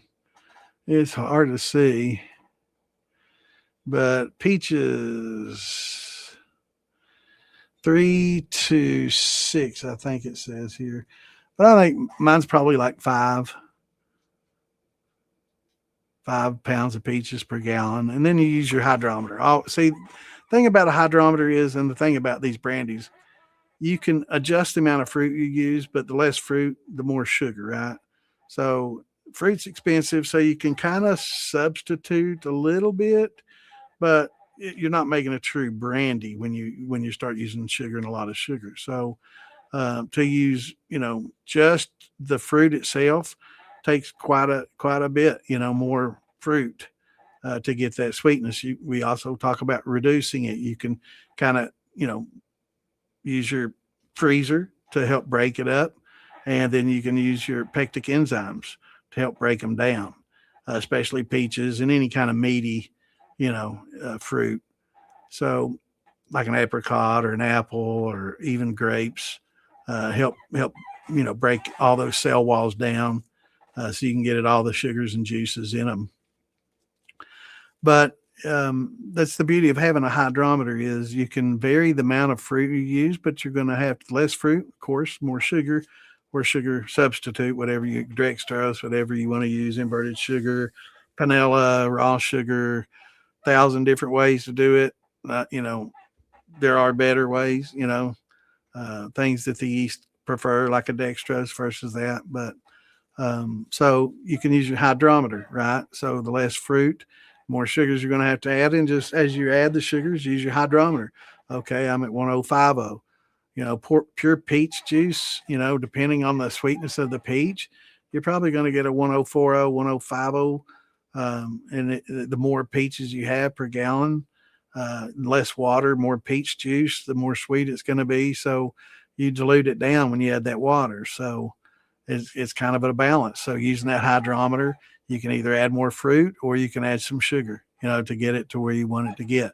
There's certain fruits, no matter how much you use, there's just not enough sugar in them, period, to get them even to a decent point, unless you were to reduce them. So like a strawberry, for example, let's open up the chart here on how much sugar's in each fruit. Boom. So this is fruit sugar levels per 100 grams. You can't see that because of the top. Well, I can't see, but it's per 100 grams of fruit. This is how much grams of sugar. So, for example, a pomegranate will be about 10% sugar because it's got 10 grams per 100 grams. So that's 10%. You look at strawberries down here. It's got less sugar than a fucking grapefruit. Most people would never guess that. But I've done a lot of strawberries, and it doesn't have a lot of sugar in it at all. And no matter, you would really have to reduce the strawberry juices quite a bit to get to the point where you could just mash those in without any sugar. So that's going to be something almost, it's just something you're going to have to add sugar to, right? In which a lot of times people will say, oh, that strawberry shine's kind of hot. Well, hell yeah, it is, because you have to add a lot of sugar to it to get it to the point where you can get some decent numbers out of it to run, right? So it's always going to be kind of hot. The plums, I have to take quite a bit of sugar. Now, there's certain things you can sweeten with, like dextrose, that's going to be a little bit less hot and less stress on the yeast. They like them, and you can feed them little bits at a time, and probably the best way to do it, but it's the hardest way to estimate what your final gravity is going to be. So a lot of people like doing it all initially. That way they get initial gravity reading. They know they have a potential of, 10%, 12%, 8% alcohol by volume. So they'll know pretty much what they're going to have when they're done, right? If all ferments out. So, but yeah, using the hydrometer to make your recipes is pretty handy, because basically a recipe is how many pounds of this fruit, how much sugar into how much water. And then, of course, always add nutrients. None of the fruits have enough nutrients in them to give you the yan and fan you need. So you're always going to need to add a little bit of nutrients. Do not overuse your nutrients. You get this DAP, diammonium phosphate. Some of it has urea, some doesn't. Fermax is basically brand name. It's a Fermax. Definitely don't overuse those. If you overuse it, it's just bad as not having enough, and it can impart some bad flavors. So you definitely don't want to overuse it. Use just enough, and add it in steps. Don't add it all at once. Use a little bit of a time. So if it says, half a teaspoon per gallon, then start out with, a quarter teaspoon per gallon. And then a week later, add that other quarter, right? And step feed it instead of giving it all at once. But using the hydrometer, you can basically make your own recipes and just write down, okay, I use 5 pounds of peaches per gallon, and this is the gravity I got. So I had to add this amount of sugar or dextrose or whatever. And this is the result I got. Okay, next time I'm going to try a little bit more peaches, or maybe, man, those peaches are awful expensive. Maybe I'll go with 3 pounds and maybe add a little more dextrose. Let's see how far I can push it in that direction, how much money I can save and still maintain getting a pretty decent peach shine, and peach brandy. So you can make those adjustments and see. Some people are like, no, I'm not adding any sugar. I'm going to go with 8 pounds of peaches, and I'm going to use those pectic enzymes to break it down. And it's much better that way. I'm not going to add any sugar at all. I want a true brandy, and more power to you, but write everything down and just call it peach wine. Don't call it brandy. Anytime you want to experiment and make notes, call it peach wine or call it all grain beer. That way, if you were to get busted, heaven forbid, you wouldn't have the instructions on how to make shine or brandy. It's beer and wine, which are perfectly legal. And if you get caught with beer in a mash, that's perfectly legal. That's a beer. Here's my recipe on how I make my beer. So unless they catch you distilling it, that's your beer. And if they don't catch you with the fruit, that's my wine. Here's my wine recipe. This is peach wine I make. And it wouldn't hurt to have a few bottles of peach wine too, right?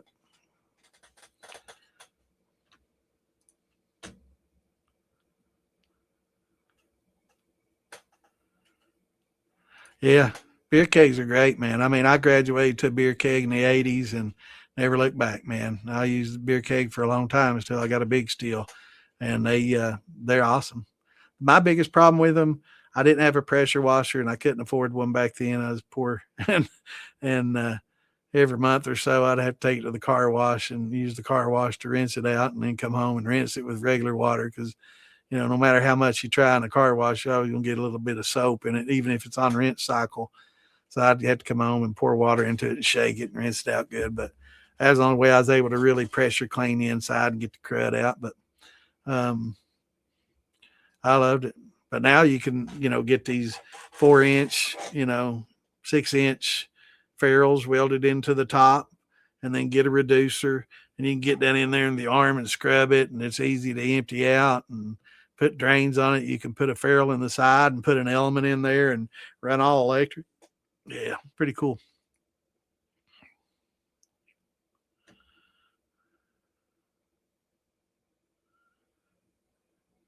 Welcome back, brother. Yeah, I get that from time to time. Knock on wood. I hadn't had it for a while, but this winter when they fixed my internet, they ran the cable along the ground right along my fence, and I've got an underground that I ran because they couldn't, and I ran a fish all the way from the pole to my house, long distance. And no, I didn't. I pulled my TV cable was running through it as well. It was intentionally put there, I guess, is originally for the TV, and so I pulled the TV through with enough line on it to where I could pull it back through and pull a wire through, anyway, with string. So I ended up pulling a section of fiber through my underground, so they could just connect to that anytime they need to do repairs. And this time, I don't know why they just went around on them past that, clipped it, and just ran it along the yard. So they'll have to come back and redo that. I'm gonna make them pull that new fiber through though, since it's plenty long enough.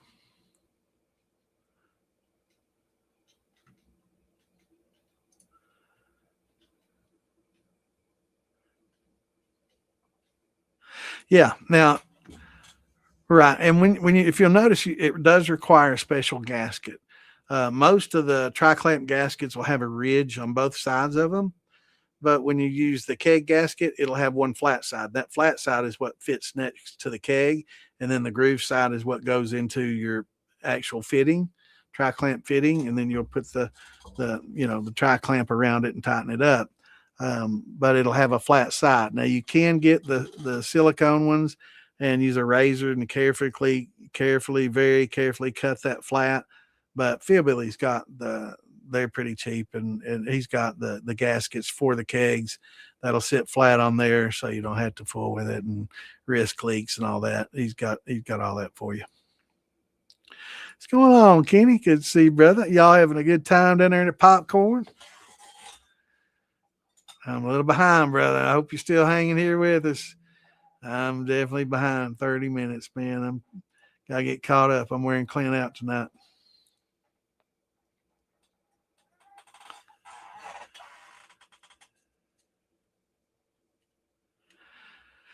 Yeah, and I only bring up 3 pots because they're inexpensive. You get a 13-gallon for $100, and not everybody can afford, $200-300 to get started in the hobby.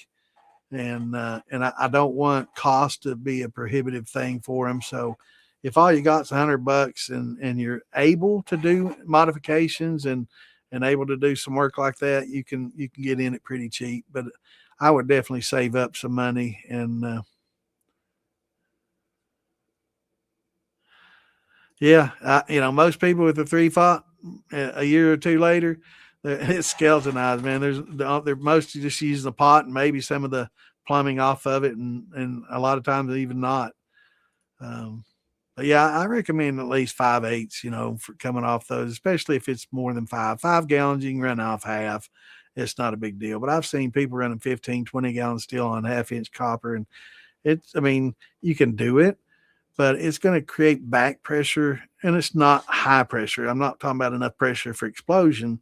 I'm just talking about enough pressure to increase temperature, because anytime you increase the pressure, you increase the temperature, and it's harder to control the temperature when you have pressure involved.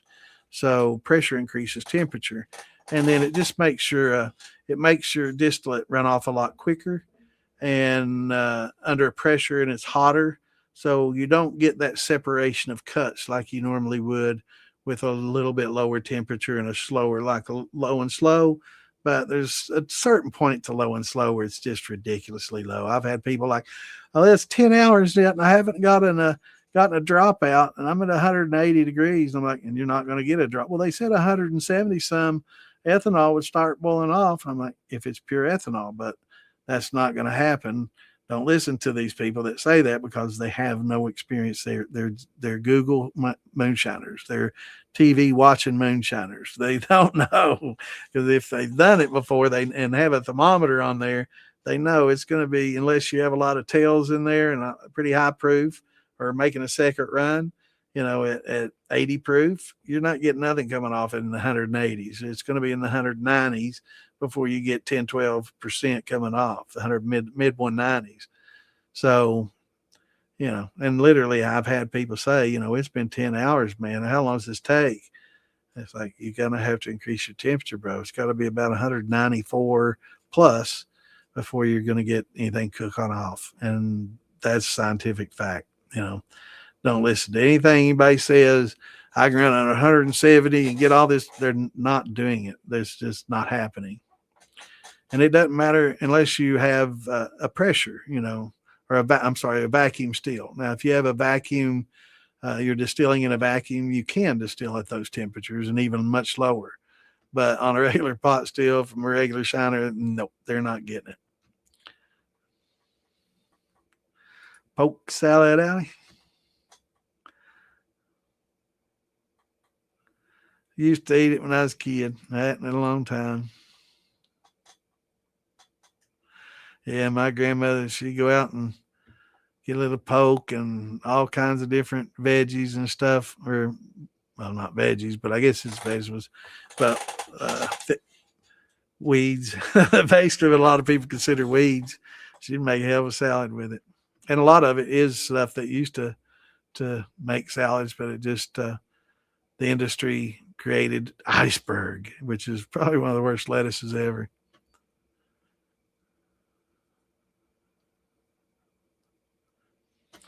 Hello, Miss Tammy. I hope you had a good birthday and having a good weekend.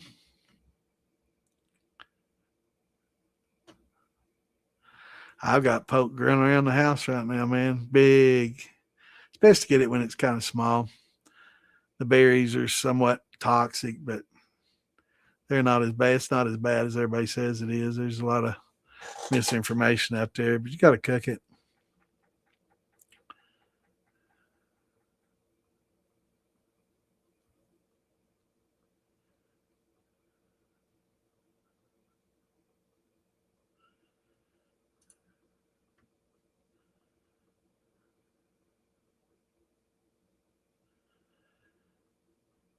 Yeah.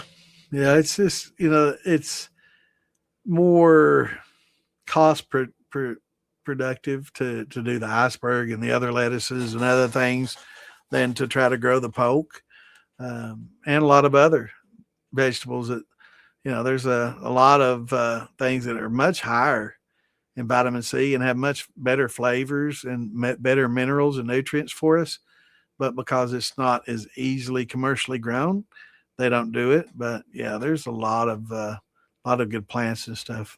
But do definitely know your plants before you start eating wild plants, and make sure you don't pick them out of yards that uses weed and feed and all this other stuff because they can get toxic from that stuff. Just tired of tried to do a run on my 8-gallon beaver still, and it wasn't producing nothing at 178 degrees. Oh well, here we go. Don't listen to those people when they say 170. I didn't see this before. I'm just scrolling down to it, and sure enough, and there's a lot of people that will tell you because ethanol boils at 173.1 degrees. They think you can cook it at 175, and it's just all going to boil right off there. But that's, like I said, those are Google distillers that have no clue what they're talking about. This right here shows a chart that, let me delete this, and you did not do anything wrong. If you look on the left side, this is Fahrenheit. So you go up to 173, which is about halfway between 170, 75. And you go to the right and pure. Wow, it will boil. That's the boiling point of pure ethanol.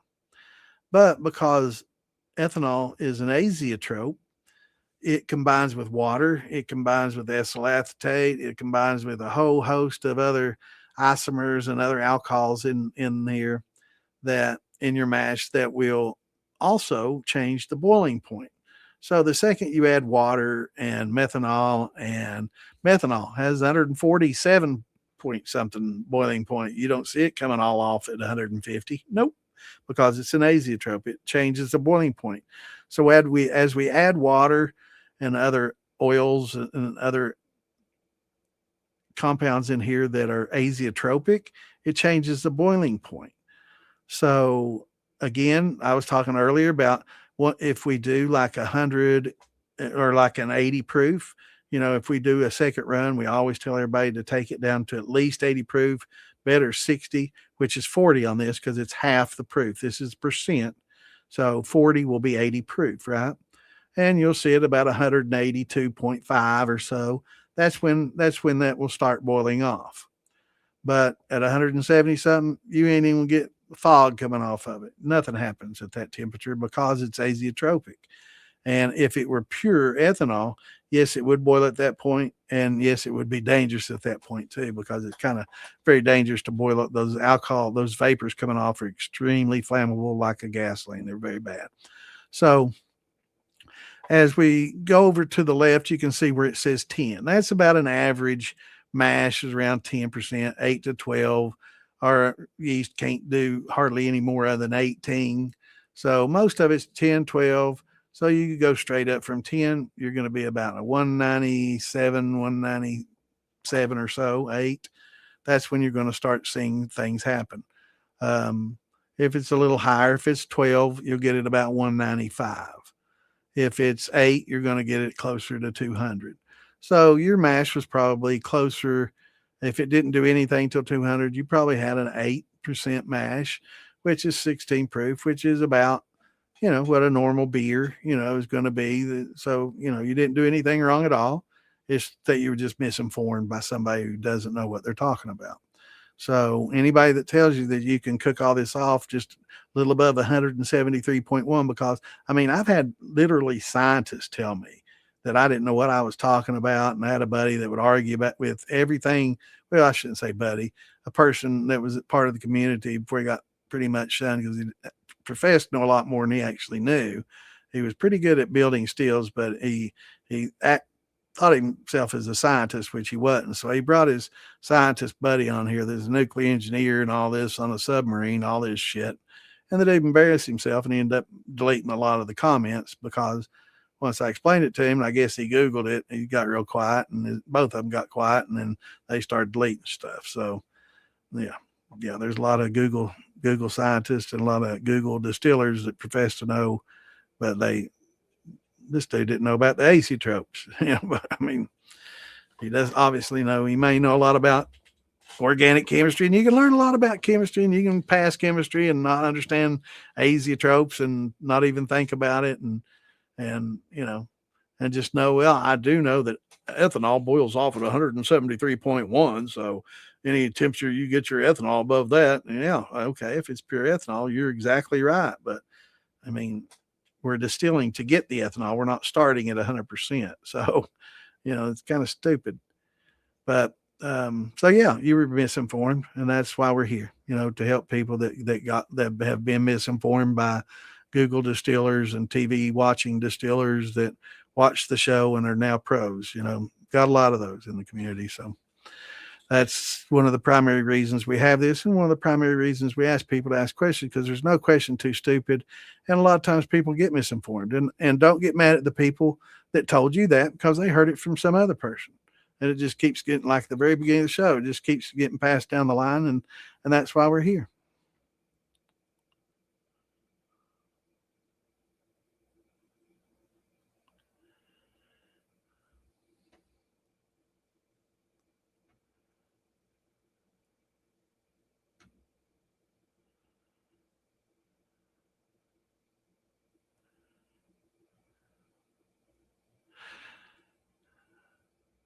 Yeah, you can have a bath. You'll be taking a little beer bath, which is, at least can squirt you in the eye, I guess, and you get under high pressure, kind of hurt you. So,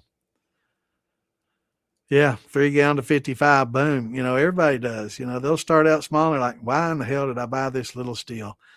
And they stick with it because they want to make it pay. And it's like, I'm just not getting enough, and I'm making these little teeny mashes, and it's just about as easy to do a 30-gallon mash as a 5-gallon mash. It's just going to take a little bit longer grinding, or you're going to boil more water. But getting all that equipment out and getting everything out and doing it's half the job, and might as well, make more than you need each run, because you can rack it off and run it as you need it.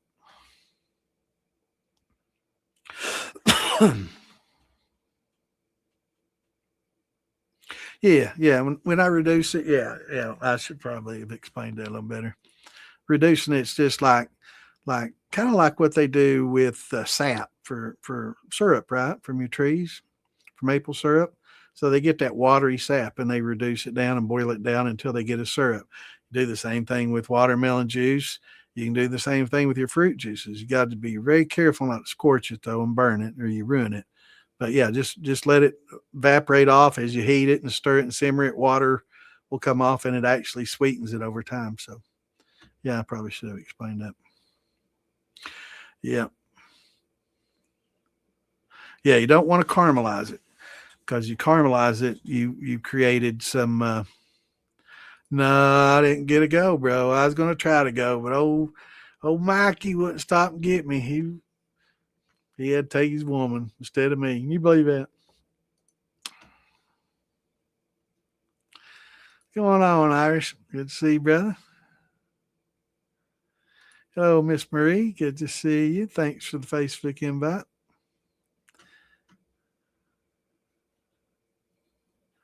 Oh yeah, it's not going to run at all below 190 unless you're running something that you've proofed down. Now you can, when you proof it down to 60, 80 proof, never above 80. I like to go about 60, just be on the safe side.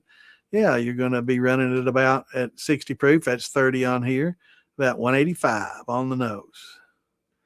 So that's where your 60 will be. 185 on the nose, you'll start running. Now, if you vacuum distill, you can take it down to 100 degrees, and even the water will boil at 100 degrees under vacuum. Crazy, isn't it? Just pure water. You can boil it, and depending on how many atmospheres negative pressure you got. But yeah, you can boil water at 100 degrees. You can actually use your body temperature to boil water if it's pressurized, right? 98 degrees, just the heat of your body could boil water. If you have enough vacuum in the container that you're holding, you could hold it in your hands and make it boil. That's crazy, isn't it? Yeah, that's science, bro.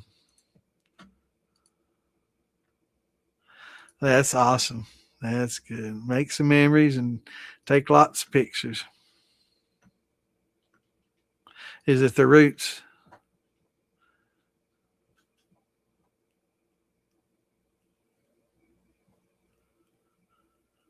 Yeah, that's probably what it is. I've always heard them berries will kill you. Don't eat those berries. But yeah, my granny made poke salad all the time. And other things. I mean, dandelion leaves and stuff. There's some, starts with a P, and it's a wide leaf variety. And Prom,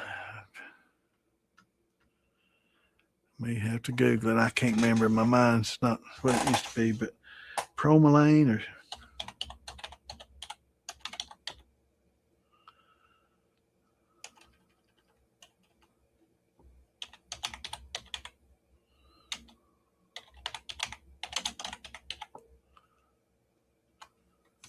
what's it?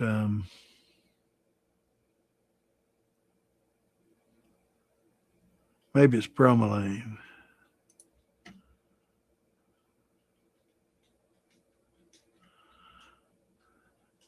But it's bromelain. Yeah, let's see. But you got to use it. No, it's not. No, that's what comes in. No, it's not bromelain. Anyway, there was a bromelain is what you get out of your pineapples. There was I can't think of the white. It's a wide leaf. Lisa probably knows. Hell, I can't remember, but it's a broadleaf. Looks kind of like a dandelion leaf, but it's a little bit different, a little bit broader leaf and heavy. But she'd have quite a bit of stuff. She'd go out in the woods and come back with a garden salad, better than any salad you'd ever eat.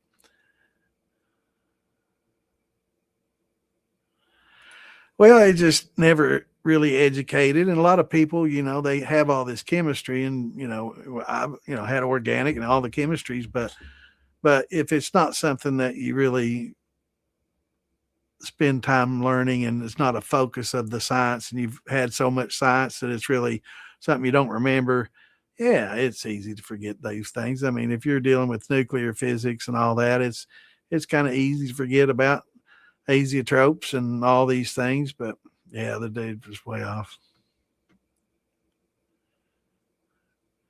That's right. Yeah, exactly.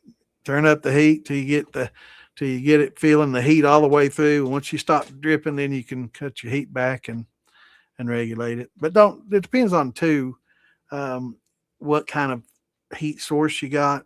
If you've got one of those burners that's like a jet burner and it has like one small opening and it focuses the heat in one little small area of a big pot, go easy on those because it's so easy to scorch with those because it puts a lot of heat in one small area. Whereas like one of those bigger banjo burners with lots of little teeny flames will spread that heat out over a larger area. And purslane, yeah, thank you, purslane. Let me see if that's it. I think purslane is the small stuff with the red that I was trying to think of earlier. Um,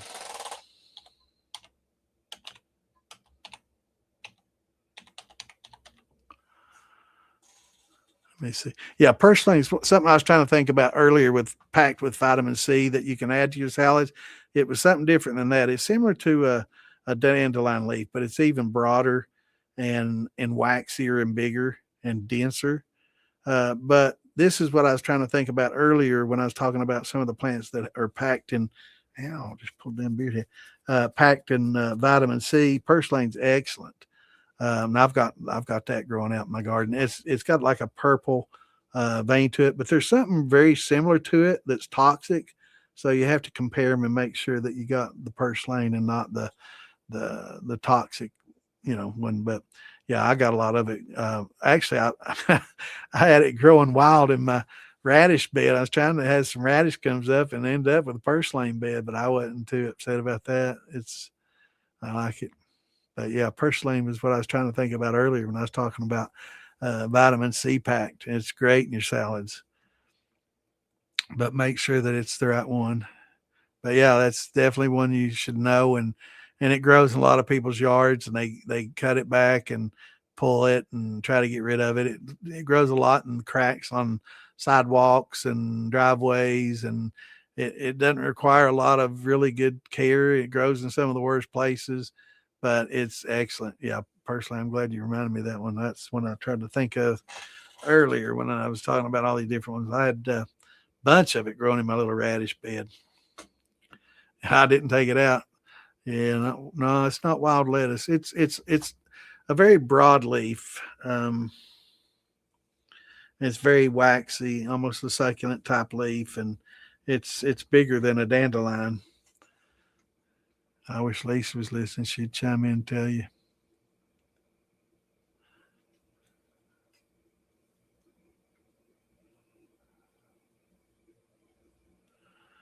Yeah, yeah. Dandelions make good greens. Yeah, definitely do. And the flower make good wine. But man, you have to bend over and pick a million of them, and it just break your back.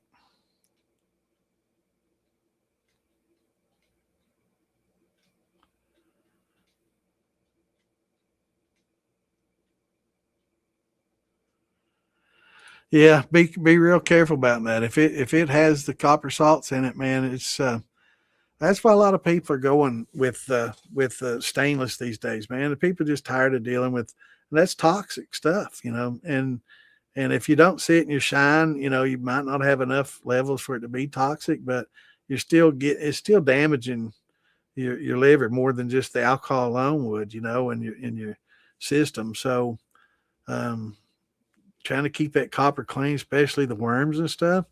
That's why everybody's going to stainless, man. It's clean, it's pure, and you can use that copper mesh to get all. That's the whole purpose of copper, basically, is it's even heating, which makes good for like skillets and on your pans. You see some of the finest chefs in the world swear by having that copper pan clad with stainless on top for cleaning, but they have the copper bottoms for the even heating, and that's copper is great for even heating, and it's great for removing sulfites. But aside from that, it's a pain in the ass to maintain, and those copper salts and copper oxides coming off there can be very toxic and hard on your system and cause liver damage and kidney issues and everything else. So right. And it'll be clear until it crystallizes. Once it crystallizes and gets cooled off, it'll but probably not enough in there to really. I don't even know if you can't even run it again to get it out. I'd say that would be probably okay. But if it's ever green or blue coming out of there, or you hold up a jar and it's got a blue or green tint to it, don't do it. Just don't. And that's the beauty of the copper mesh is you can take it out, clean it, take it out, clean it, and once it gets a lot of that oxides built up on it, and you can't get it off with your citric acid and water, even using hydrogen peroxide to really make it aggressive.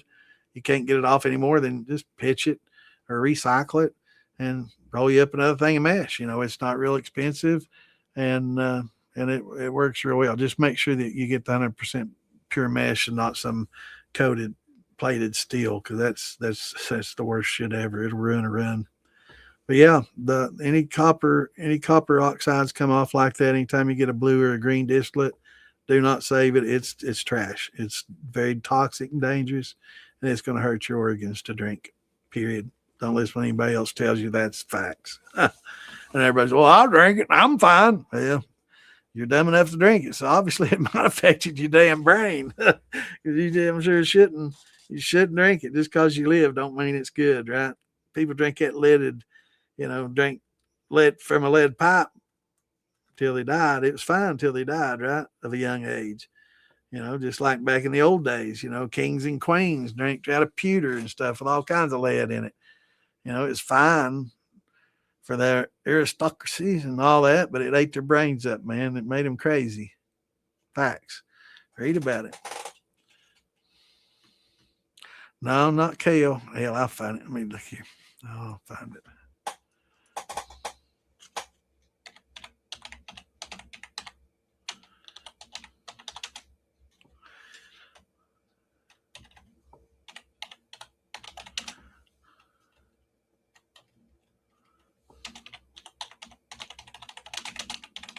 I'll know as soon as I see it.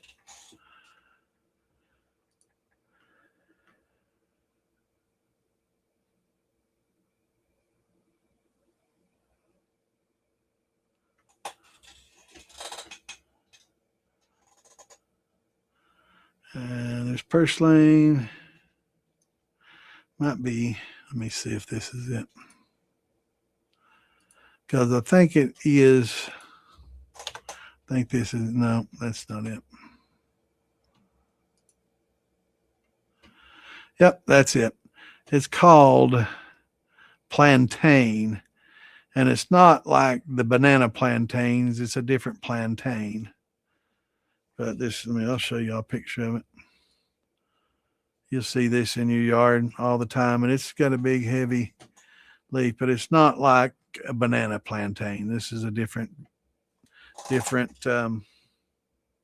weed that you can eat. But make sure you're identifying these things properly because there's always something like it that's toxin. But you see that little tassel coming off of it and little seeds, you can always identify them by that. But yeah, this is what I was talking about. And it gets pretty big. But that's just another. Y'all probably have this. Best way to clean your worm, just put a cork in one end of it on the outlet at the bottom and just fill it full of citric acid and water and let it sit. And I was going to make a little brush out of it. You can get a bottle brush, and a lot of times they'll have a little loop at one end of it, the metal, that's twisted. And then you can take off some of the nylon to the other side and literally make a loop with the other side and tie a string to it and feed the string through your worm and then tie it to the other end and just pull it through, and it'll help scrub that worm.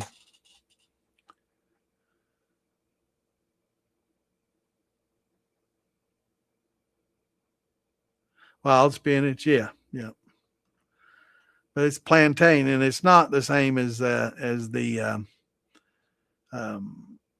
plantain, the banana. They're named the same, but it's considered a sweetgrass. As a poultice for hiking to eliminate bite scrapes or draw out splinters.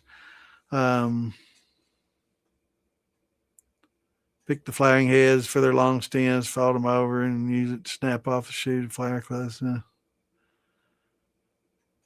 Yeah, brought over by the colonists. So it wasn't indigenous to the country. I didn't know that.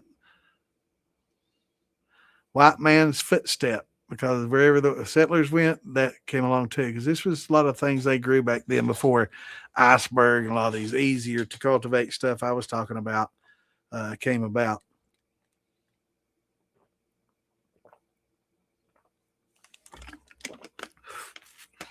Yeah, first the Indians distrusted it, and then they started eating it, and they liked it too. But yeah, it's very, very common.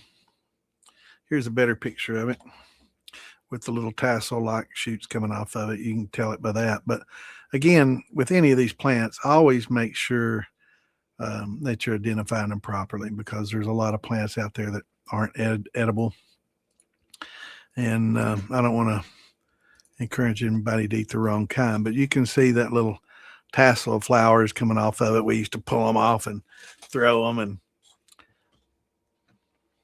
But yeah, most everybody will have some of that in Eastern U.S. I guess all over. I don't know what regions it's indigenous to, but it's pretty good.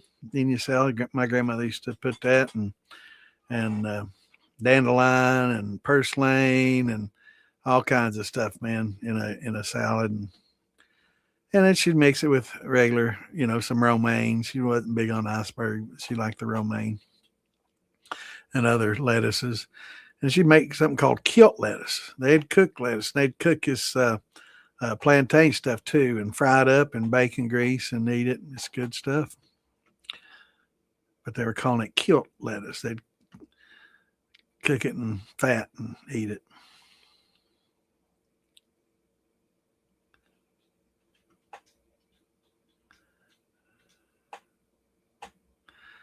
How do you make a mash? Now, I know you know.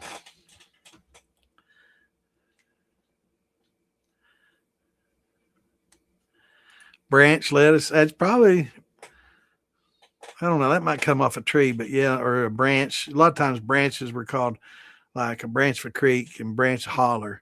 So,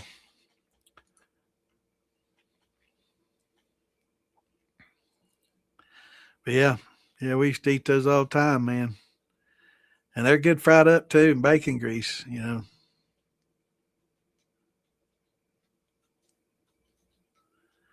Absolutely. That's one of the benefits of everybody should get a pictorial guide of edible plants of North America. And it will show you pictures of what you can eat and pictures of something that looks just like it that you can't.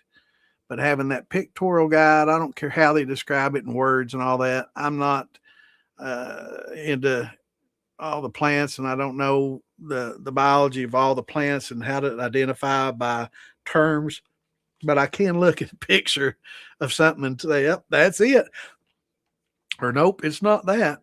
But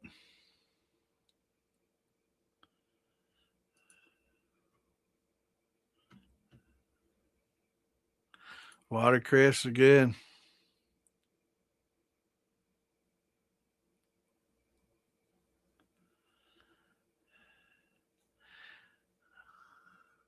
I don't think toe jam has any sugar in it. That's all I'm going to say. Uh, all right. If you're serious about making wine, we can help you. But yeah, ain't no sugars in toe jam, man. That's the wrong kind of jam.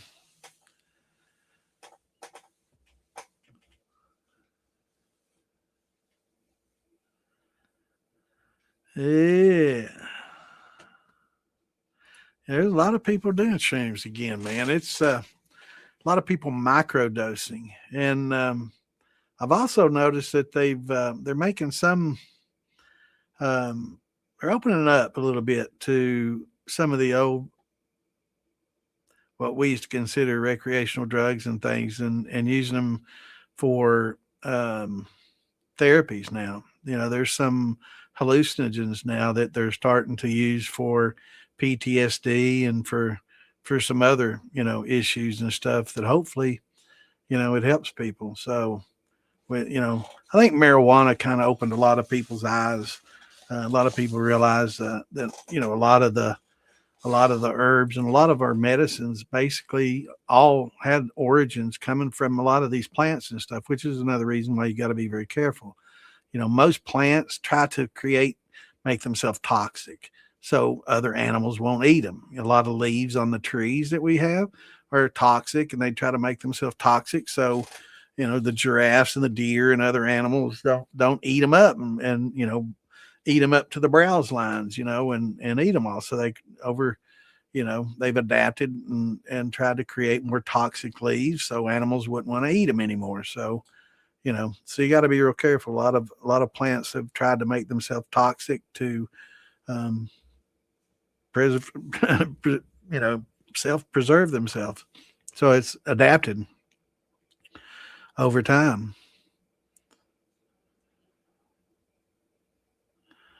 Yeah. I guess you could probably. I don't know about toenails, man. That's fucking gross as fuck, isn't it? Uh,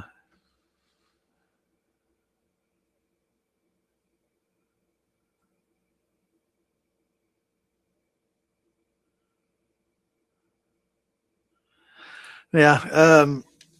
There's a lot of money to be made in ginseng, but you need to make sure that you're picking mature stuff and make a note of where it was and leave a little bit behind so it more can grow.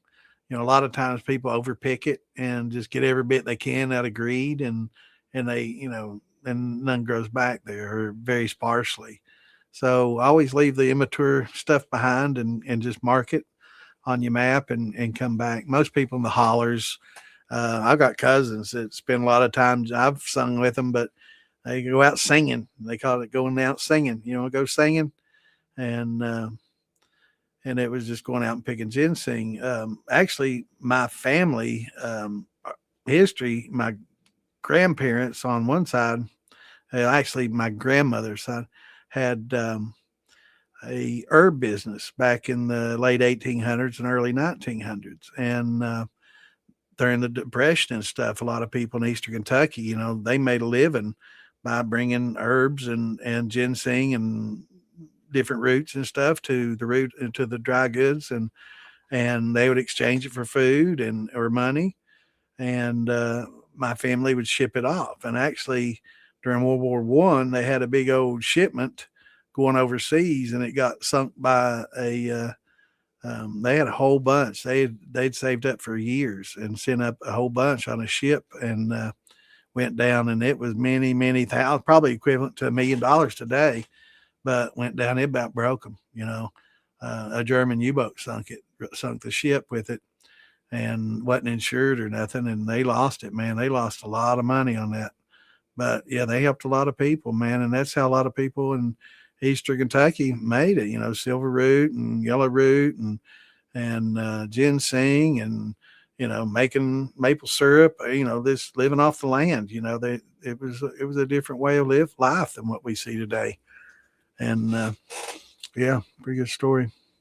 R.T. Greer and Son. It was the dry goods, and they bring in stuff on the paddle boats, beans and stuff from other places, and other farmers would come in and sell their stuff to them, and they'd barter a lot, and trade. And yeah, I used to have a lot of the records and stuff from the 1800s, and a lot of it was written in quill pens and stuff. That so and so brought in 100 pounds of ginseng root, and had store credit, and they'd live all year, and eat food from the store, on the credit from just the ginseng, and then the different roots and all the stuff they'd bring in. So it's pretty interesting. But that's Call Brothers. That's where how I'm partially related to Willie Clay Call is through my grandmother, the Call family. But I think this was the Greers, which was my grandmother's mother's side was the Greers, and her father's side was the Calls. And her mother's side was one that had the R.T. Greer and had the herb house. And the Calls had the funeral home and the hardware store. And that's the one I'm related to. Willie Clay through was my grandmother's dad on my mom's side.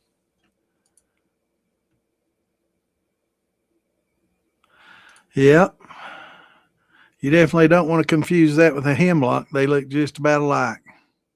Yeah, that's why you really need that guide that shows you side for side. This is the edible one. This is the inedible one. And Queen Anne's lace, which is fine. You can eat the roots, and this one will kill you. So, and once you look at the two pictures, it's easy to see, okay, this one has this one doesn't, this one has a purple vein or something, this one doesn't, this one has, jagged leaves, this one's more rounded, this one only has like two jags, this one's all jagged, there's always identifying factors, and you just have to look at the pictures, because I don't want to read some description and try to decide. I want to see the pictures of both, and I compare and decide. And I did that with the purslane, because there's another one similar to the purslane that's poisonous, and you don't eat it. But exactly. So I've got around here somewhere a book that shows all the edible plants in North America. And I recommend anybody get on Amazon and pull that book. I think this one's written by a lady that was actually on Survivor, on not Survivor, but on one of these Survivor type shows. It wasn't the CBS Survivor. She was on Naked and Afraid. No. What was it? Alone. Maybe one of those, like Alone, where they just, she was all by herself. But yeah, she was very, very knowledgeable on plants and stuff. And she wrote a book. And I think this is the one I got. Lisa knows who it is.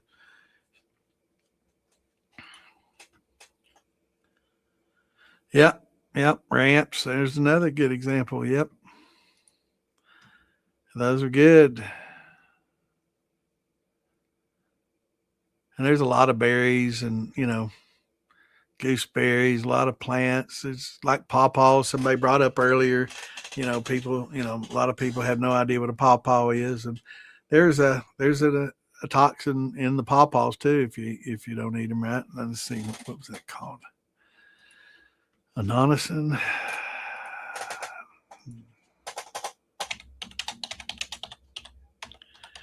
Can't remember what the anonacin. Yeah, anonacin. It's a neurotoxin and a mitochondrial inhibitor. But yeah, anonacin. I thought that's what it was. So you got to be careful for a lot of things. Even the edible stuff, if you eat too much, it's not good. You can eat a few pawpaws, but you definitely don't want to overdo the pawpaws. And I'm not sure what temperature it would take to denature that.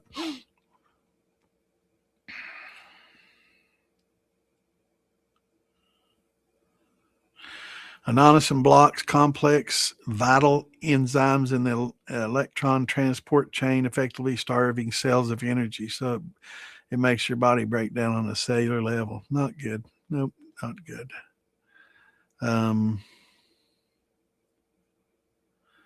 Cetogenous, which is primarily an anonacin, which serves as a natural defense against pests. That's what I was talking about earlier. A lot of these plants and fruits and stuff have developed over the millions of years since they've been growing, thousands, hundreds of thousands of years. They've developed natural toxins to create pests, which would be us, from eating them, and other animals and insects and other things. But yeah, there's toxicity in it. Only eat the ripe flesh, unripe fruits. Eat only ripe flesh. The unripe fruits, the seeds, and the skin hold the highest concentration of toxins. Avoid processing into extracts or powders, or you can concentrate it. Eat in moderation. So eat only the very ripe ones, and definitely probably best just to eat bananas. But for pregnant women, it can give you some issues as well. And it doesn't say anything about heating to get rid of the neurotoxin. So, and I've personally dealt with neurotoxins when I got stung by a scorpion fish. So trust me, you don't want to deal with that. The skins and seed, but the pulp all contains anonacin.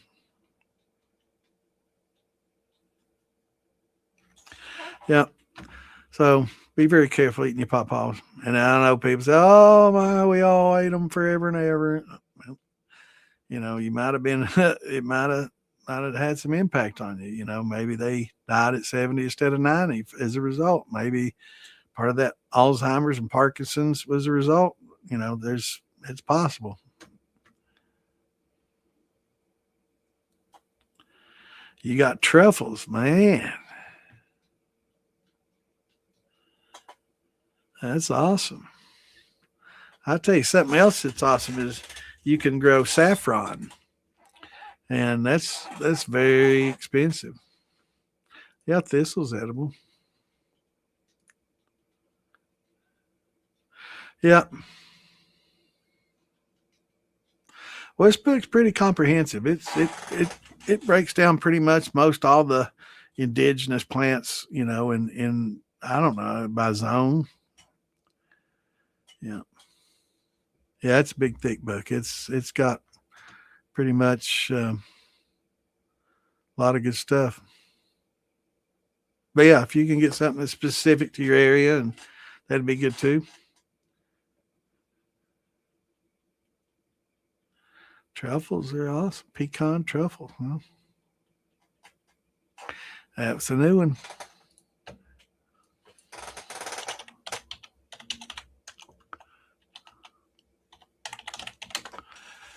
Oh,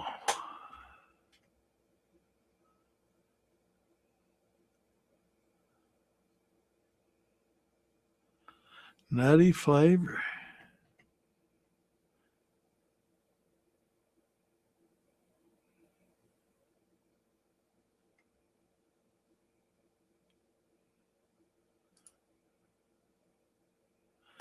Native to North America, is mostly commonly found in the southern United States, associated with pecan orchards, although it also found in native forests from Florida into Quebec, Canada, and west to the Rocky Mountains. So it's over a large area. Pecan truffles.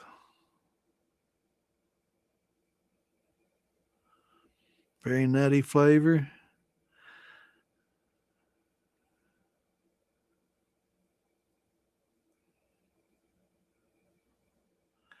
Can be sweet. Damn. You got me wanting some. Yeah, those look good. Wow, wow, wow. Um, they sell for about 160 to 300 per pound. So just so you know, they're pretty expensive.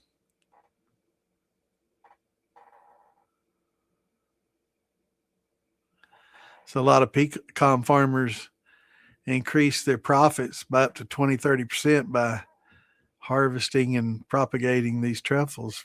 Interesting. Hell yeah.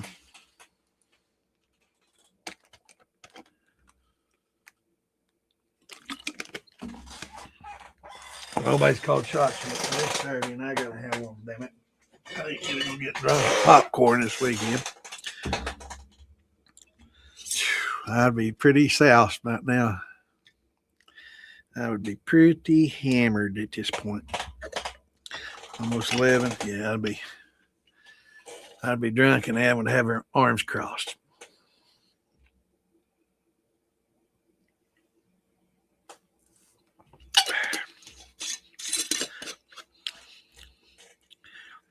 I don't know if Wes made that or he just got some of mine and gave it back to me. It tastes a lot like mine. Pretty damn good, Wes. Pretty damn good. Good sweetness. That sweetness tastes familiar though, man. It's kind of like mine. That's really good stuff.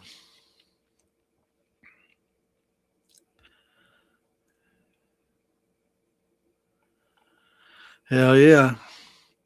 Sea Shino's about 160, 300 bucks a pound, bro.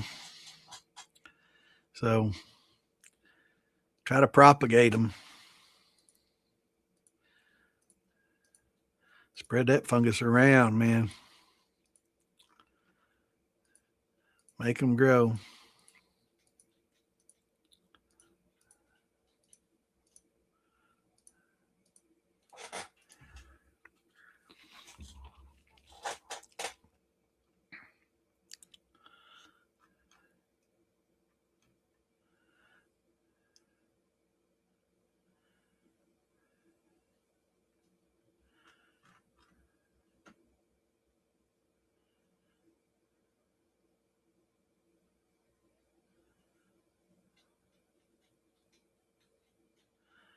Yeah, I don't know. I guess I don't guess it's, I know pigs can find them.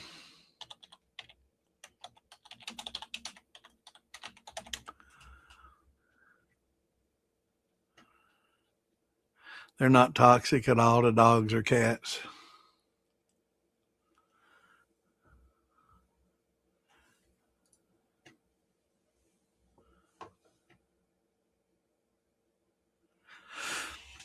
Dogs and pigs can hunt them for you too. You can train your dogs. If you got a good sniffer on them, you can train them how to find them. That's what you want to do. You want to teach that dog to find them and point or sit, and look at him when he smells them and share one with him. And hell yeah, that'd be awesome, wouldn't it? Yeah, my dad's got dementia. My sister died from it. So yeah, yeah, it is. It's tough, man. It's my sister had the frontal temporal dementia like Bruce Willis has, and she went downhill pretty quickly. She died within 4 or 5 years, even after just a simple diagnosis. So happened really quickly, and just it started out with not remembering passwords and having trouble with her computer, and I'd have to go over and help her all the time, and lots of notes everywhere with everything, kind of like what I'm doing now, which worries me.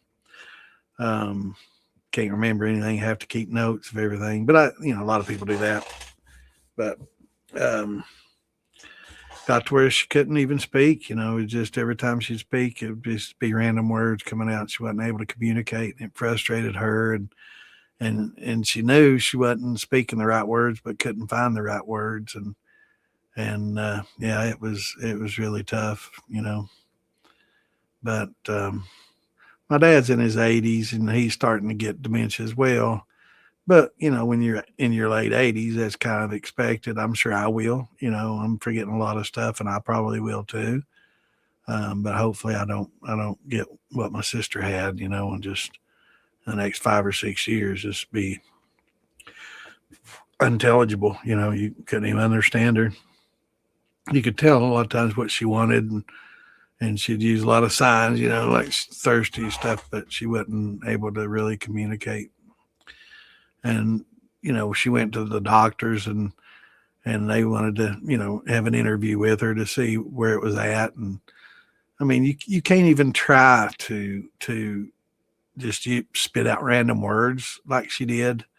I mean, it was so sad. And then it gets to the point where they don't recognize you, and don't know who you are. That's tough, man. It is. It's a very cruel disease, man.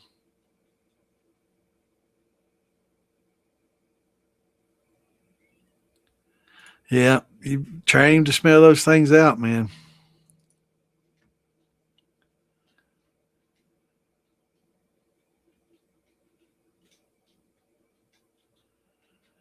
Yeah, yeah, I understand, brother.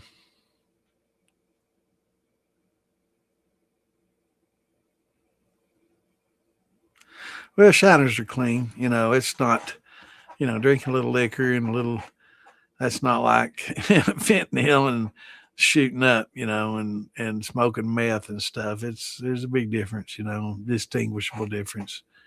But I understand, I know what you mean. Uh, yep. My dad, he doesn't talk a lot anymore. And I guess he, just he's happy though. He's blissful. So he's happy, and stepmom takes good care of him. And so that's good. He wants to wander off though. That's the part that scares us a lot. I got to keep an eye on him. He just wants to go, go, go, which is, you know, he wants to drive even. And it's like no, and he wants to go. Christmas we spend a little time together, and when it's time to go, he's like, let's go. He's up and out of there, and you know, it's pretty tough.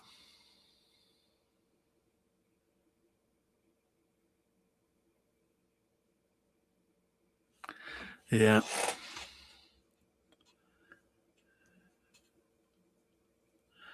And he might be using his phone as an alibi. Yeah, while he's out doing stuff. Yeah, I was over at Scott's house. You can track the phone records. I was there the whole time. Gotta watch that. Oh, okay. But yeah, they'll use it as an alibi because they can trace your phone and where that phone was for how long. Yeah, yeah.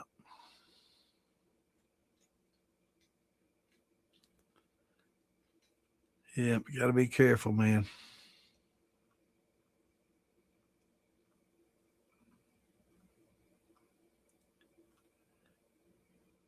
Different times, bro. Different times. People are different.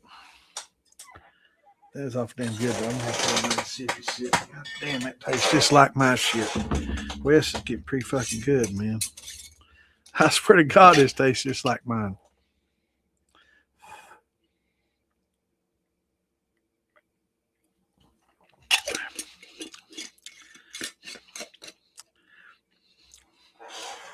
Sure does.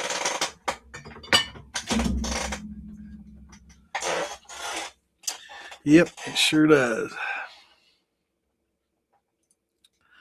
Yeah. Well, fortunately, my mom, she kept her wits about her through out of her old age and stuff. She was crippled though. She got crippled up and had a lot of arthritis and other issues and couldn't walk and her kind of wrist drew up and her fingers and her toes, she's got the hammer toes and she was all just contorted and had some issue in her neck. Her head was laid on her shoulder so tight that you'd have to get down in between the skin on her head and her shoulder. It almost went to rot where it just stayed next to it all the time, and you'd have to clean it up. And it was just tough, man. I mean, it was so sad, and it's tough to keep clean, and you can smell it infectious and get infected and have to clean it, and you literally sitting there smelling yourself rot, and just smell the infection and it's just horrible. I don't know. I just soon, I don't want to die like that. I just soon have a heart attack and just go, or a stroke and just go, than to suffer like she did, man. It's so sad to watch. I took care of her till her last breath, man. I helped put her in a body bag.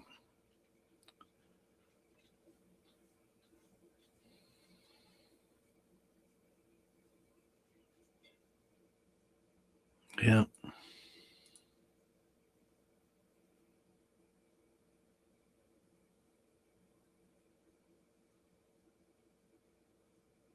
I'd say a lot of people lit up, man. I would be if I was there. I don't know. Let's see.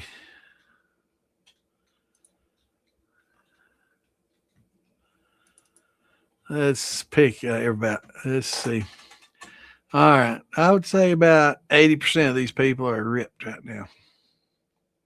I could point out the ones that are.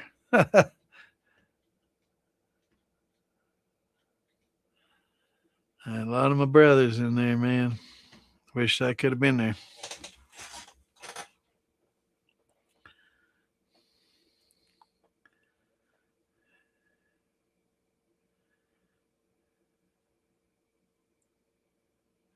Yeah, I understand, man.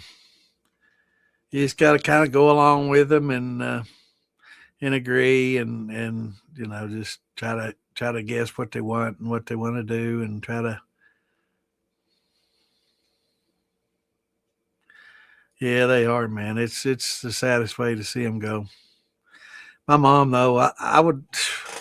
I'd rather go with the dementia. The dementia is not as cruel to the individual because to a certain point, they're kind of blissful. Now, my sister never was. She was a fighter and she'd get mad, mean. But my dad, he's just happy. He's just happy and doesn't say a lot. And he's just smiling and happy all the time, which is, if I'm going to go, I want to be that way. But my mom, man, she was just so torn and every joint hurt on her body. Everything was twisted. She had so much arthritis all over her body and her head, in her neck and all the the clean, having to clean and stuff every day, keep the skin cleaning. And it was just so tough, man, dealing with that. Yeah, I'd say old Jason's pretty ripped. I know a lot of them are. Yours is mad. Well, I mean, that's the way my Libby was. She was bitter. She was mean and mad, and oh Lord, she loved going off on me, man. I was always a little brother, and even though I took care of her and tried to do everything I could for her, there wasn't nothing I could do that was right. She was always picking on me, from my childhood till then. But I know she loved me. I helped her a lot, and she was, until that happened. She was kind of a, I wouldn't say bipolar, but she'd give me a lot of shit. But I know she loved me, and she'd be nice to me sometimes too. So it was a little fire and ice kind of thing. Uh, but I know she loved me, and I took care of her until it required a doctor to do. And my ex and my daughter went over and lived and took care of them for a while too when they needed a place.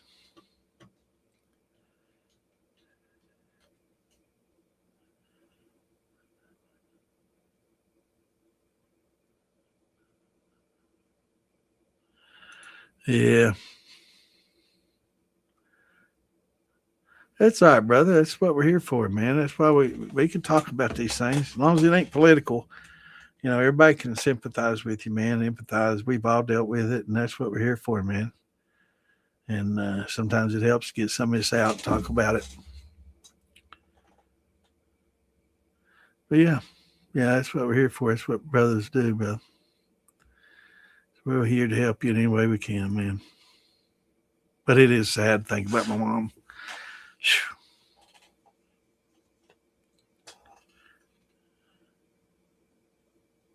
Yeah, she was good to me.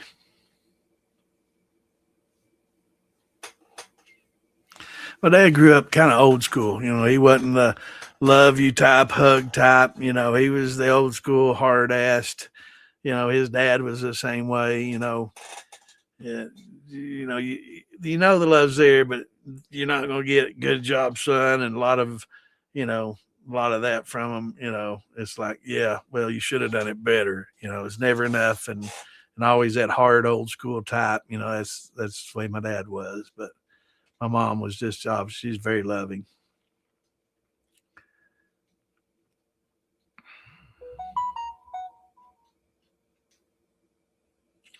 That's awesome, man. So that figs, they make good shine. Figs and plums, man. Now, don't figs like have a wasp that can go in there and die as part of the fig process or something? I've I've watched some shows on that. It's amazing about, and that's awesome. I want to read about this. So let's see, figs.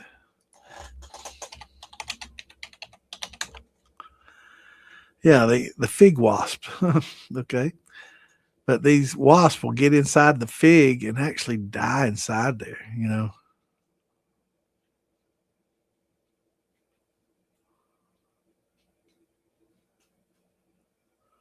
Part of the reproductive cycle. It's kind of crazy. Like honeybees spreading pollen, these fig wasps will go in and help, I guess, reproduce. I don't know. Pretty interesting though. I watched a special on it.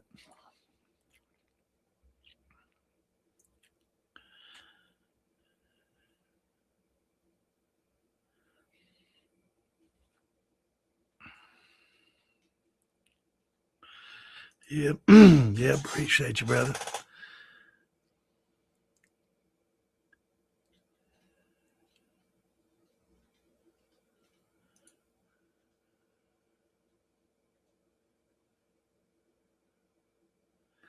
Yeah, I didn't know it until I watched that show on them. Man, it was amazing. Then I started thinking about all the figs I ate with that little crunch in there. I think that was a broke down wasp. I still eat the hell out of them though.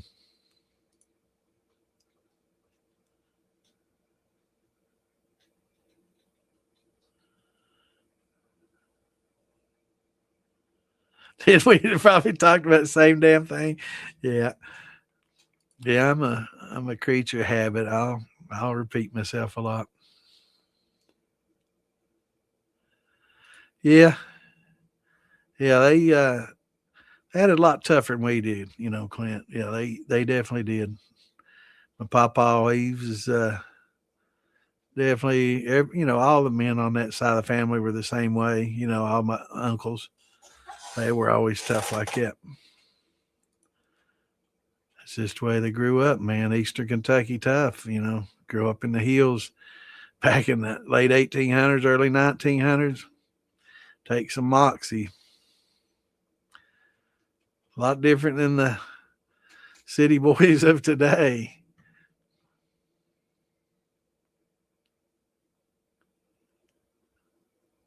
Yeah, they beat your ass.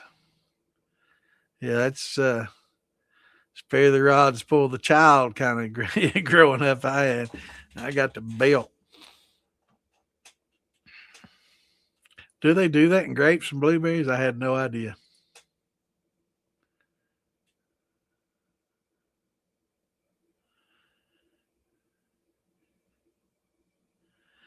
Yeah, that little crunchy in the figs.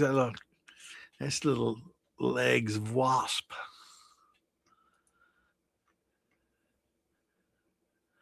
What's going on, DJ? How you been, brother?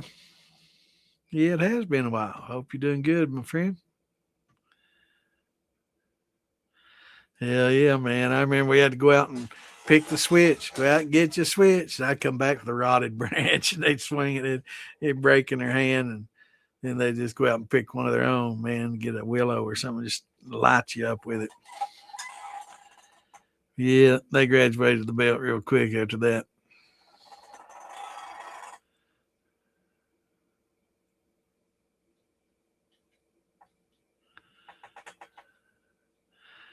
That's awesome. Yeah. The leather strop. I think they call it a strop. They sharpen those razors with them. Hell yeah. I mean, I didn't get a coat hanger, but I got the belt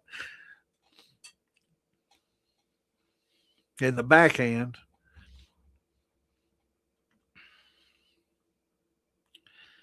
Yeah, I was abused child, man. I'm calling child service. Yeah, I got my ass beat. I deserved every bit of it. I was a pretty rowdy child, man. I worried them to death too, man. I'd stay out. They couldn't beat me into coming home. I'd come home late. They'd beat the shit out of me. I'd still go out next night and do the same shit, you know. Those little crunchy wasp legs, man. Yummy. Yeah, I've eaten a lot of figs. Love those little fig Newton candies too, or cookies or whatever.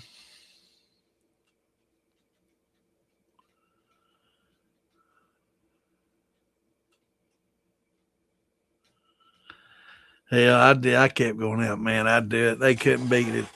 I'd do it. I was mean. I just kept going out. I wouldn't come in at dark when the street lights came on. I'd come in at 12, 1 or 2 and be drinking or smoking or doing something.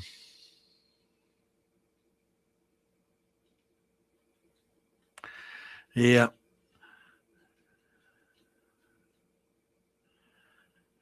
Yeah, you want something to cry about? I'll give you something to cry about. Yeah. This day and time, man, they send in social services. We can't believe you've been beating your child. Oh my God, there's a bruise on his buttocks. We're going to take you to court. Do it again. We're taking him away from you. Fuck that shit. That's a bunch of bullshit. That's why kids are the way they are these days.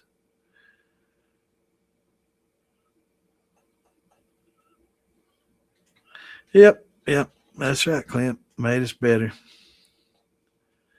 We look back knowing we deserved it all. And only people that look back and say, oh, I didn't deserve any of that, or just people wallered in self pity and they know they deserved it. But they want to.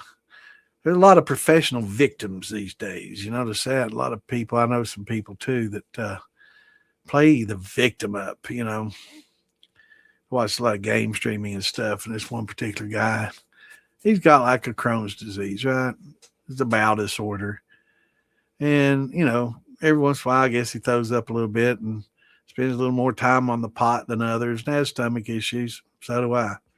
This dude sits in a wheelchair. He's perfectly fine to walk around, but likes to sit in a wheelchair because it gets sympathy. And he always playing up this stuff for sympathy and, and ulcerative colitis or something like that. I've had chronic colitis. I've had my gallbladder removed. I've got irritable bowel syndrome, and I've got a lot of stomach disorders as well. Probably celiac. I'm a celiac, glutinous issues, and every time I eat, I pretty much get sick. I don't give a fuck.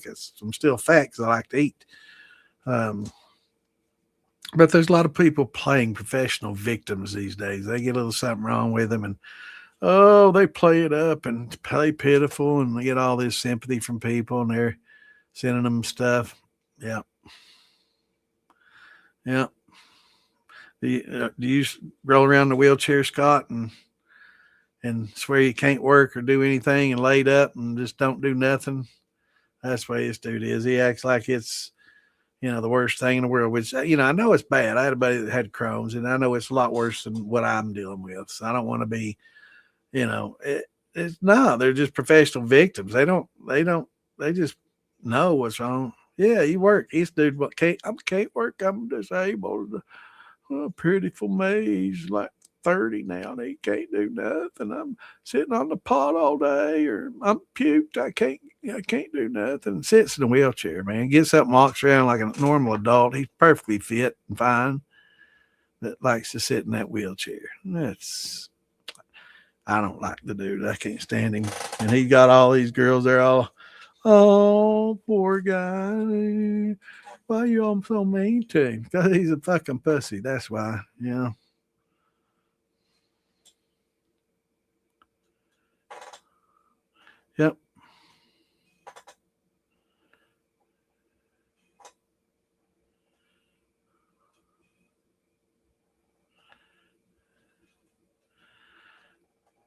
That's right. Yeah, I had to mow, man. We had like a acre and a half yard on a fucking hillside like this. I had to wear baseball cleats to where I wouldn't slide slide down the hill with the mower. No self-propelled shit, push mower. I mowed that whole fucking yard. It'd take me 3 days. By the time I got done, it was about time ready to mow again. And he'd pay me, And then I found out I had this buddy, and I could pay him half of what my dad paid me, and I just had him doing it. So I subbed it out. My dad got madder than hell at me, and then ended up getting that guy to do it for half price, and I got cut out of the deal. It kind of sucked. It's a big ass yard though, man. It's a hillside, and half of it about like that steep, and it's wet grass, be slippery in hell.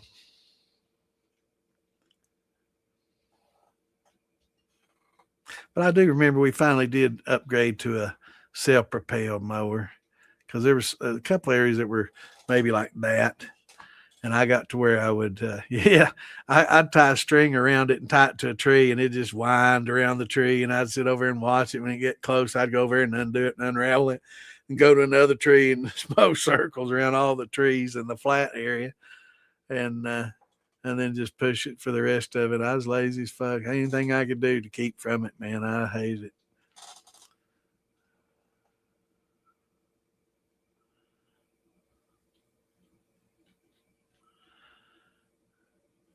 Yeah, I remember that big wheel, self-propelled. It had big wheels on the back, and when you engaged it, it had like two gears that actually came in contact with the wheels. It wasn't like interior gearing like they do now. It was just two gears that actually touched these hard rubber tires that.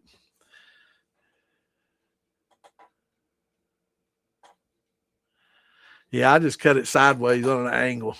Always sideways. I wouldn't go up and down. It's too hard. But I'd go sideways, back and forth, back and forth, back and forth. I swear I probably have one leg longer than the other one from doing that. Like those cows that live on the hills.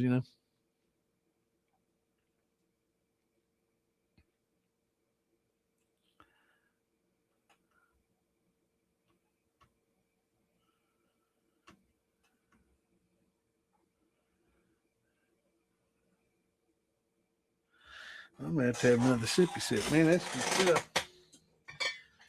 talk to Wes, man. That stuff getting damn as good as mine. What the hell? Can't have that shit. We have to de-educate him.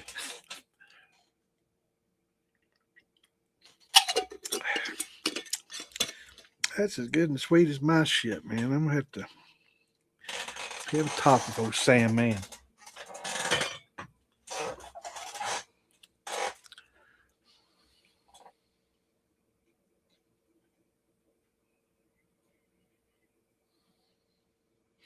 Yeah, mine too. I guess my dad just loved the day when I was 12 and old enough to mow. It's time to mow, son. Mow, bitch. Drinking some apple pie. Awesome. Awesome. Well, I've got some apple up there run. I'm going to run it again to make some apple pie. Oh, yeah, I'm getting the buzz. That's some high proof shit right there. That's 140. A few shots of that'll lube the joints, man. Yeah, I've got to infuse it this time. I just ran the apple. Now I got to do the infusion to get that apple pie. That's what they want for the competition. It's your apple pie clear. So I'm going to get some cider and some spice and do some infusing.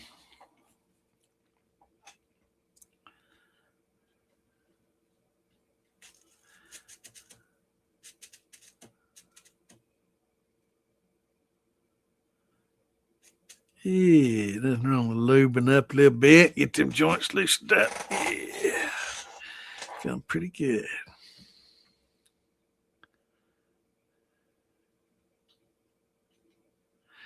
Let us know how that works out. Is it the third or the quarter horsepower one? I think the third. Philbilly had a third. I think he's running a 40 gallon or 40 or 50. I think it was a 40. I can't remember. Something like that on a third. And he got that second one to make it a little bit, because right at the end it would run it, but at the very end he's having some issues running out the tail quarter.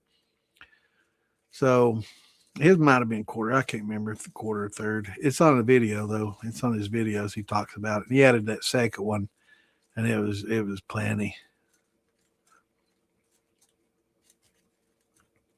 But yeah, they're pretty good.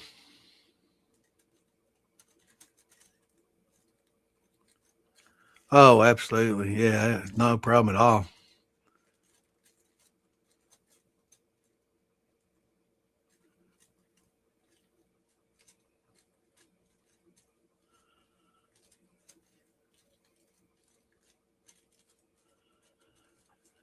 Yeah. Yeah, it's tough growing up in, man. These kids these days, they don't know how good they got it, you know. They don't know. That's for sure. They have no idea how tough times were. And it was even tougher for our parents, you know. I know it was for mine, you know. Well, my mom, they babied my mom, but my uncles and stuff on my mom's side, they didn't baby my Uncle Bill. And my uncles on my dad's side damn sure didn't get babied at all. You know, they grew up rough and all the way back, you know.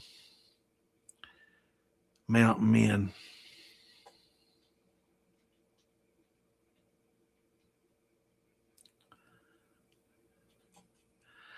Tart apple pie's apple pie. Everybody likes that shit sweet, man.